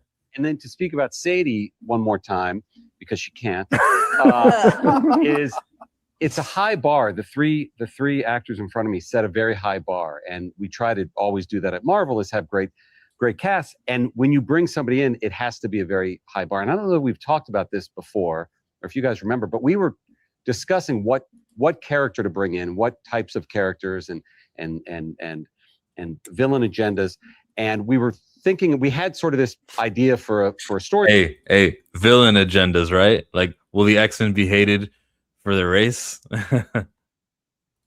Line, and we were thinking about various characters of who it could be, and the reason it's the character that people will see very, very soon is because of Sadie, is because our co-producer Emily Fong said, well, Sadie Sink could play this character, and Destin had worked with her, and within that moment we went, oh yes, it should be her and it should be this character, which is why there was no audition process or anything. There were some phone calls and some.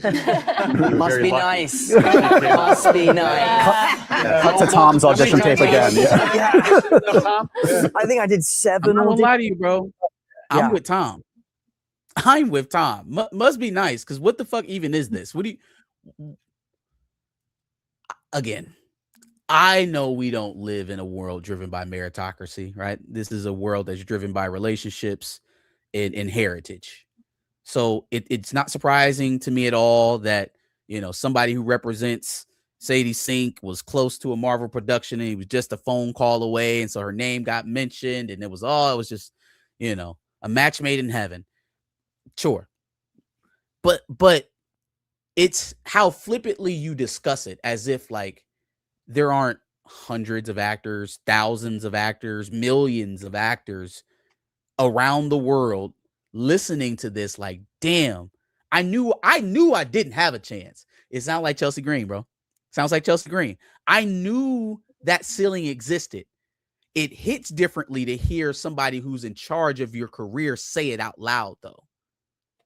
So just imagine you've been trying to get into Marvel your whole life. You care about these characters. You care about the stories. You would actually take it to heart to be in this position. And to hear him just, you know, as a turn of phrase, yeah, you know, she didn't even have to audition. We called. We thought she'd work out, and she got a multi-million-dollar job. Her hair's red. And if she's Jean Grey, hope it works out. If it works out, then it sounds like something that was, you know, pretty smart or a cool story to tell at dinner parties. If for some reason it doesn't, you look like a moron. Like, to have that quote on record. Yeah, she didn't even have to audition. I hope it works out for everybody involved, for us as an audience, for Sadie Sink as an actor, for Kevin Feige as an executive. I hope it works out for everybody, because that sounds utterly ridiculous. It sounds ridiculous that a role like Jean Grey could be just tossed to a buddy or somebody that you knew because of some other relations, not because she's the most talented actor, not because she's the best person to play Jean Grey, but just because, you know, oh, I think Sadie could play her. She got mentioned in the article. Yeah. Star power. Star Like power. Tom Hanks doesn't have to audition. But Sadie Sink is not the most star power heavy redhead that could have played Sadie Sink. Shit, if you was going for star power, you would have just kept Sophie Turner. No, if star power is what mattered the most, you probably would have just kept Sophie Turner. I think it was very necessary to not use Sophie Turner. It was very necessary to the make Fox X-Men. My point was that there are more popular redheads. Yeah, how old Sophie though? 30? If she's in her early 30s. Yeah, early 30s. How old is the Jonas That would be another brother? reason why you're starting with somebody younger.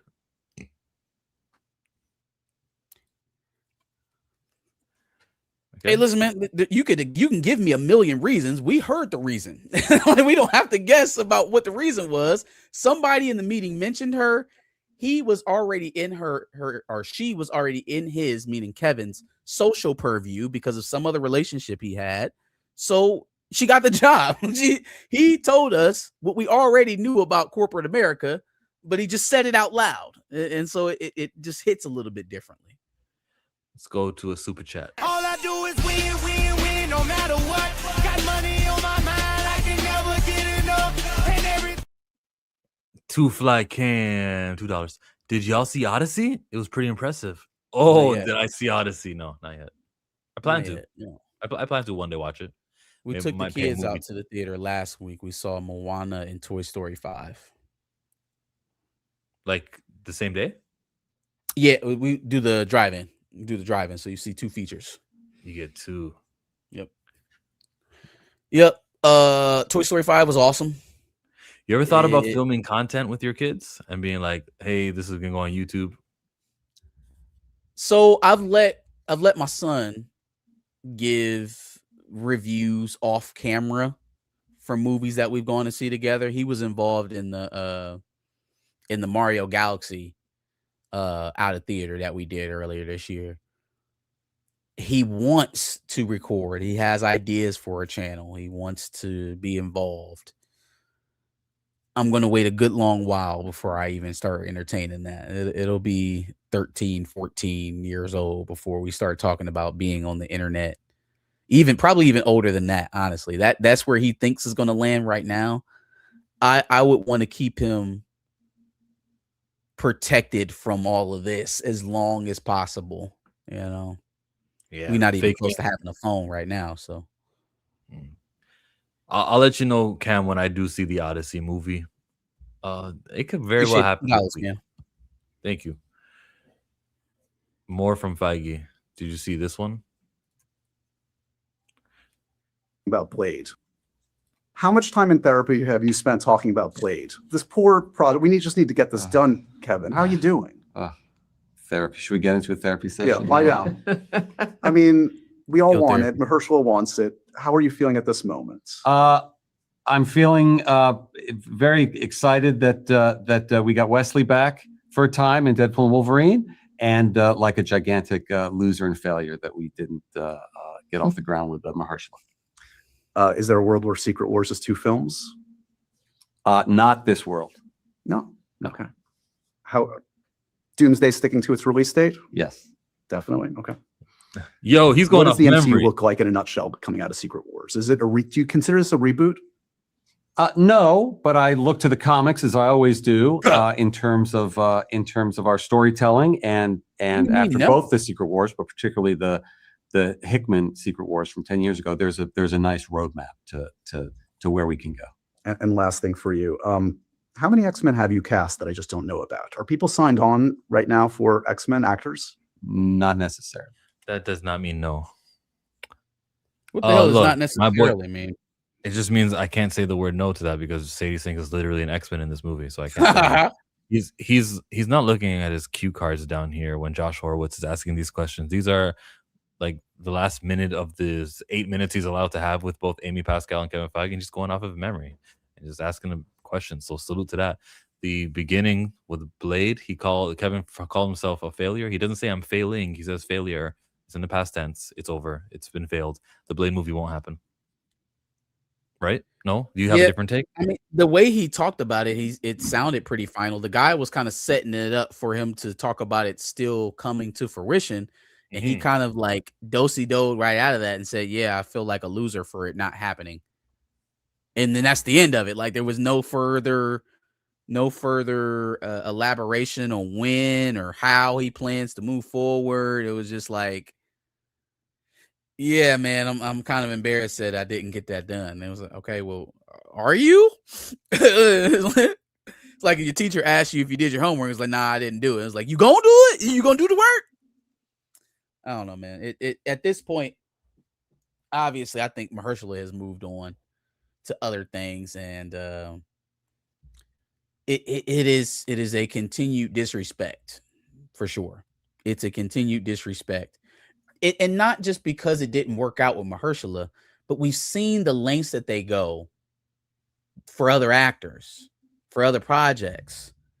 And it's just like, what was it particularly? If it wasn't what we're all thinking that it was, what was it particularly that made this project okay to just die in the ether? Like I heard him explain a little bit more. Like it was during their time of switching over from quantity to quality, which wasn't actually a switch anyways. They just stopped making as much projects. And it's not like the quality spiked. Not in their studio. So we were really focused on making a good Blade, and we didn't want to just throw a coat on him and have him kill vampires, even though that's the basis of the entire franchise. We just couldn't get there. We couldn't figure it out. And I'm like, man, you put the Marvels in the theaters, bro. Put the Marvels in the theaters. You put out Quantumania. Like, you sat up there and you edited that movie. You watched it all the way through post-production and you put it out. You put out Captain America Brave New World.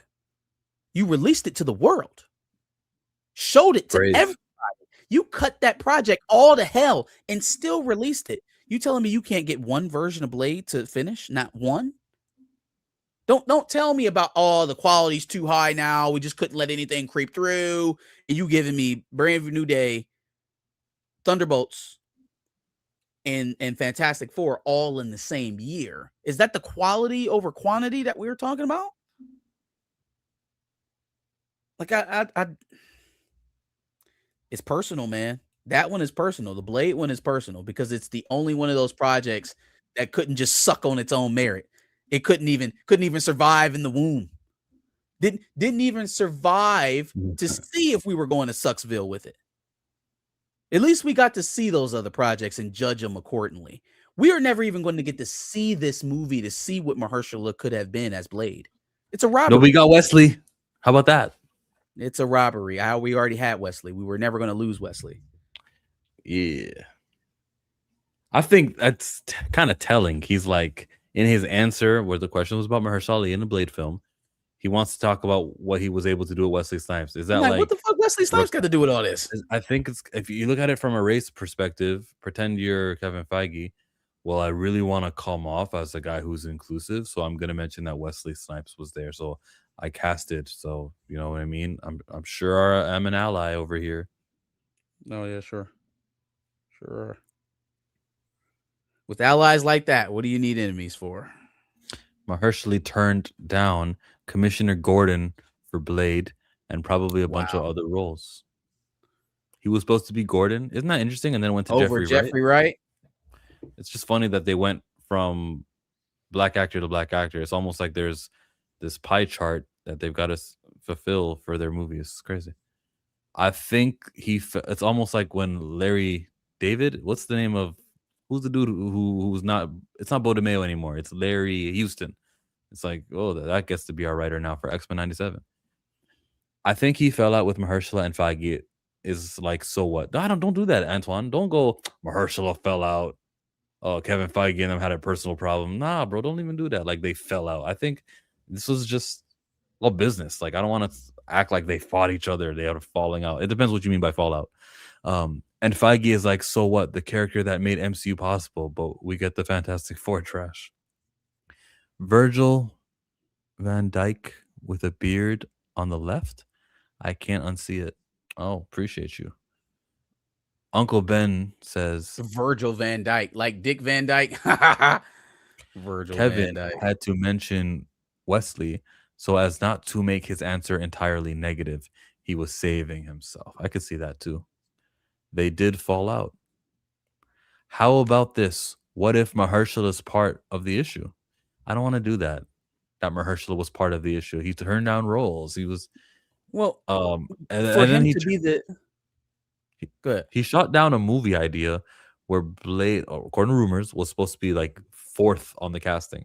And I remember seeing that comic book of Bloodline, Daughter of Blade, around the same time. It felt like they weren't gung-ho on Blade in the Blade movie. It was about other people. So I'm not mad at him, but what if he was part of the issue as far as being particular on the script or other things?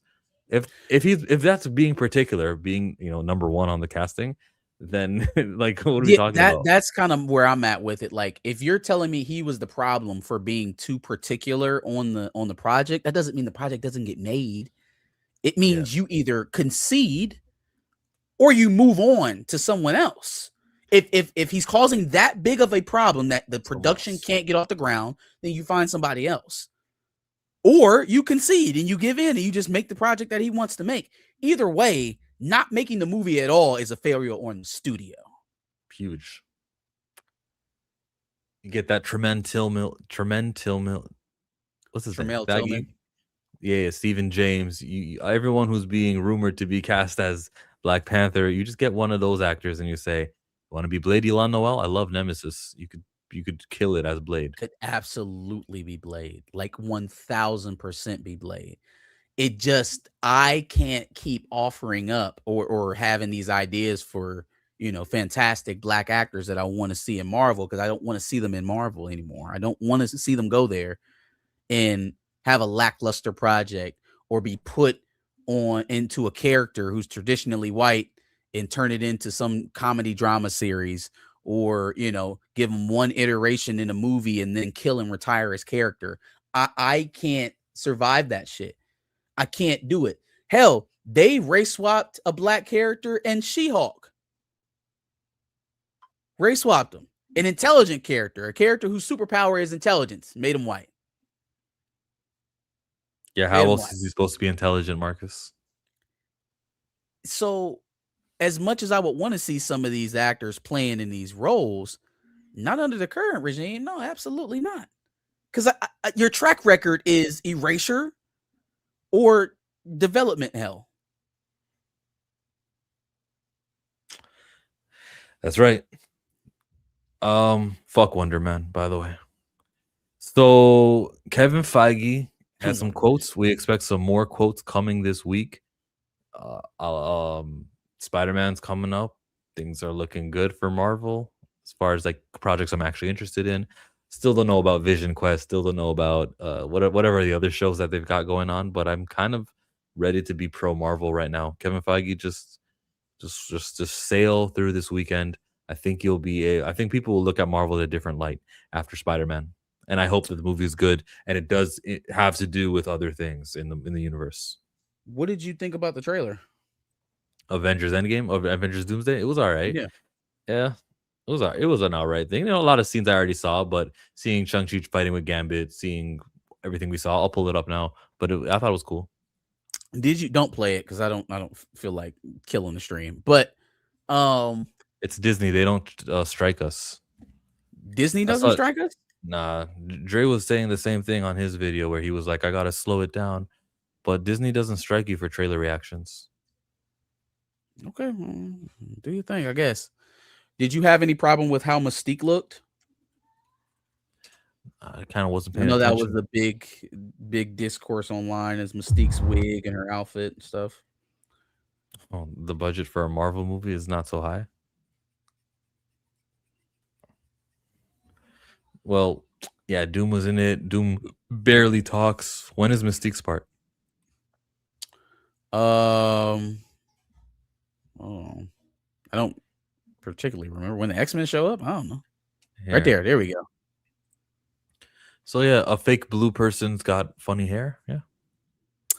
Prosthetics look a little weird. The suit is accurate to the X-Men Evolution Mystique, though. I like that. That's cool. Yeah, that's not even close to my biggest takeaway from this. I saw a lot of chatter about who's being edited out of the shot. Here is Iron Man and Cap right in the middle. Like, who's supposed to be standing there? I don't think this is the movie for that, y'all. I don't think Iron Man's going to show back up in Doomsday. They're going to lose. They're going to get fucking worked. Okay, Robert Downey Jr. is not part of this trailer at all because he's back as Iron Man. He's not playing Dr. Doom with the face mask. He's playing Iron Man. Okay, cut it out. Okay, if that happens, I will give you all of the credit in the world for calling it from outside of the gym. You called it from the fucking parking deck. Okay, but until then, I don't want to hear it. I don't think that Iron Man is going to be in this. I don't think there are people cut out. I think this is your team. Maybe Storm and Jean Grey are missing from the X-Men side. That's it. And potentially Monica. That's it. Everybody else, this is it. This your squad right here. And they're going to get fucking wrecked. They're going to get destroyed. They got a good leader in Thor. Someone I actually care about. Man. First of all, here's what we do have to discuss. Is the power scaling that we've already seen in this trailer. So as we go along, at some point you're going to see Thor try to bring Stormbreaker down on Doom, and he fucking catches it. Now we've seen Thanos kill Dr. Doom, or Dr. Doom kill Thanos in the comics. We understand his powers and all that other stuff, but like there's usually some sort of level up before he gets to a point where he can do some shit like this. Like it's not just like baseline Doom that can stop a what do you call it, a Power Stone powered weapon. I'm missing the verbiage on that, but y'all know, y'all see where I'm getting at.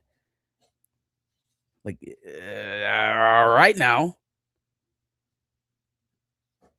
like that's OD. Like that's a lot. Thanos took that shit to the chest and was barely able to fucking talk. This motherfucker caught it with his hand. They trying to set him on a whole nother plane. And he looks at him all disappointed. Thor. But yeah, look, he gets another hammer in this. So that's a different part of the movie where he's got Mjolnir, he's got Stormbreaker. Well, he got that back at the end of the movie. Or no, he didn't. Steve took it. So how the fuck he get it back? Hand it back to Steve. Is this the one with the shatters in it? No, it's not shattered. It looks like it's It is. No, it is. Look closely. It's got the little breaks and shit in it. Yeah? I noticed that the first time seeing it. Okay.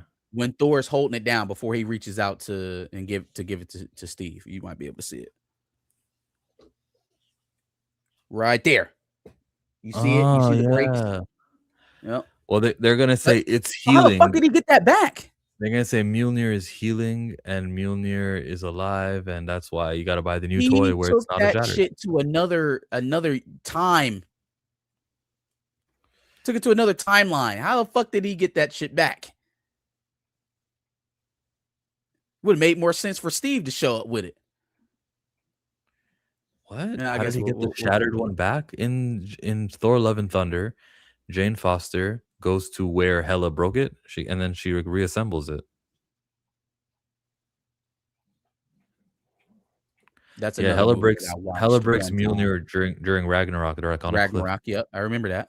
And when you go to that cliff, and they like made Mjolnir reassembled again.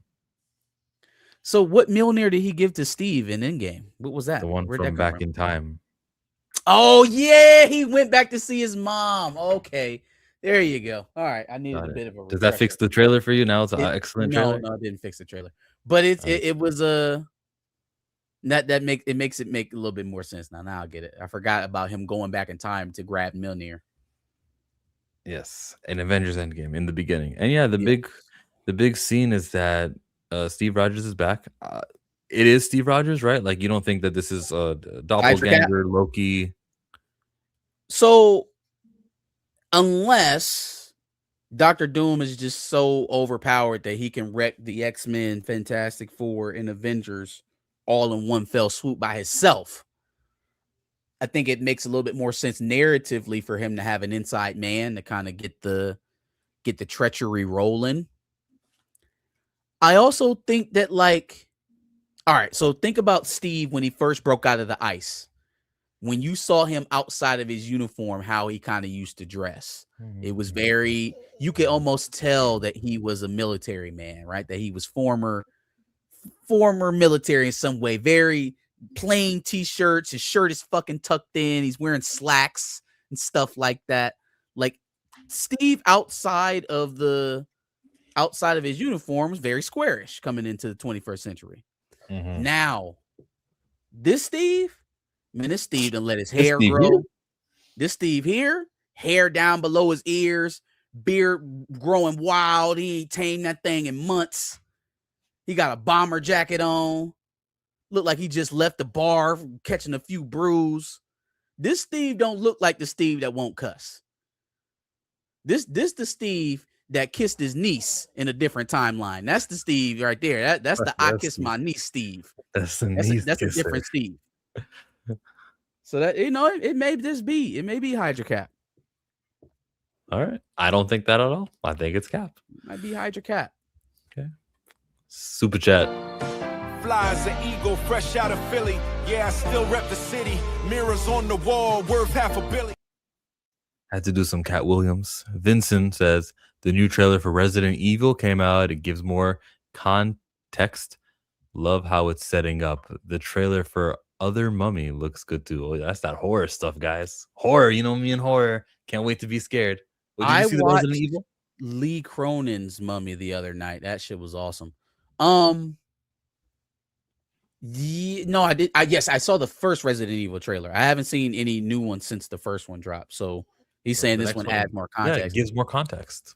I'm glad that we're not sticking with the that this is somewhat of a reboot, that we're not sticking with the same old Resident Evil storyline we've been used to for the last 15 years, because it was starting to run thin a bit. Like when she started getting like fucking telekinesis and shit like that powers, it was like, all right, it's getting a little wacky. I thought it was just zombies, like post-apocalyptic type stuff. It kind of started mixing superhero shit with zombies, and it was like, this don't fit. These things don't go together. Thank you for that super chat. But there's more supers to chat.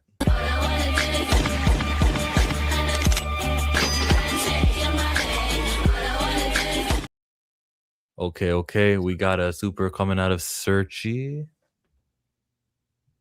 Having a Brie Larson, Wasp, Monica Rambeau, Scarlet Witch, no more MCU, disappointed in Kevin Feige, resurrect Battlestar, and Luke Cage. So Luke Cage ain't dead. Luke Cage was in the last Daredevil Born Again season.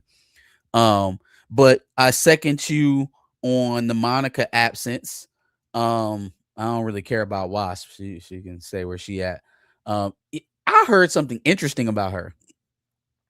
I heard that she on the set of Ant-Man Quantumania got into it with Michelle Pfeiffer over the COVID mandate stuff. So the social distancing, the mask wearing, they were shooting that movie during the height of all of that. So she apparently gets into a argument with Michelle Pfeiffer over it, right? Gets to the point where there's a bit of a screaming match and Evangeline Lilly walks away. The director of the movie, whose name is Peyton something, and I can't remember. Peyton Reed. That's who it was. It was Peyton Reed. Peyton Reed walks up to Evangeline Lilly, allegedly, and like taps her shoulder to try to get her attention, get her to turn back around. And she fucking decked him. And she fucking decked him. Allegedly, Evangeline Lilly knocked out Peyton Reed on the set of Quantumania. And that's why you would no longer see the Wasp. Allegedly. That's why she wasn't in the poster over there. We had Sam. Sam was flying with a Joaquin Torres character, but she wasn't next to Ant-Man. They said that she got mad about the COVID mandate stuff, got into it back and forth with Michelle Pfeiffer, was walking off. Peyton Reed tried to grab her shoulder, and she said, "Wapow! Get your hands off me. Say no free touch. Wapow! What's wrong with you?" Yeah, I like her because of the COVID stuff. I think that time period was crazy how willing to sacrifice everyone and what the media was putting out and the information that was dubbed as misinformation. Like, I hated that period of time. So salute to Evangeline Lilly on all of that. There was a lot of misinformation going around. I mean, it's not. Wait, it's not if we're talking about the same misinformation, inject bleach into their veins. When we say misinformation, I'm talking about over-reporting tragedy and under-reporting, I guess, the truth of the matter, which is older people or people who are unhealthy, maybe obesity. Those are the victims. Like, that's what I mean when I say misinformation. And the amount of with comorbidities shouldn't just die off because people want to go outside. And that is not what I said at all. Not social distance. But let's I mean, you gave the anti-COVID restriction stance, at least defend it. I'm not allowed to talk back to you about it. You want to give your opinion with unbridled without anybody responding back to you about it? I'd like to give the full opinion before I get interrupted. That'd be nice. But I'm not here to do the COVID-19. I'd rather just read the thing here. What happened to these characters? Brie Larson, I would imagine she started all this too. I would imagine that Brie Larson's character, Carol Danvers, Captain Marvel, was taken off of the head billing of her movie, and it was called The Marvels, and she probably doesn't like that. She probably is not seeing eye to eye with these guys, but it's probably, I'm saying probably a lot. She just wants to be professional about it and not have a public spat. But I know that they cannot be on the same page. Why is she not in Avengers Doomsday marketing right now? Like, this is crazy. Monica Rambeau, I guess she's not that significant of a character to even be promoting like that. So I don't know. But yeah, MCU, they're definitely aware of it. They're aware of it, and they are bending to please the people who say MCU.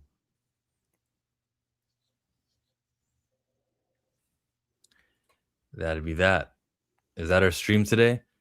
If you would like to give a donation to the GoFundMe page that Darius has, the link is there in the chat right now.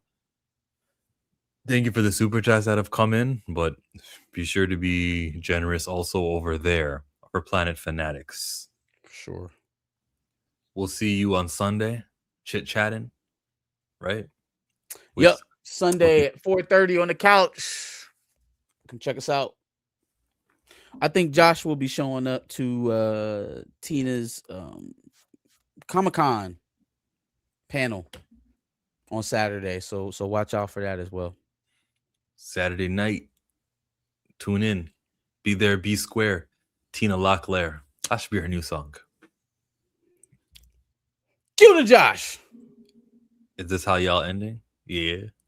Yeah, because we don't want to talk about COVID shots, I guess. So we just gonna end it. We just gonna end it. I'm 2.5 hours deep.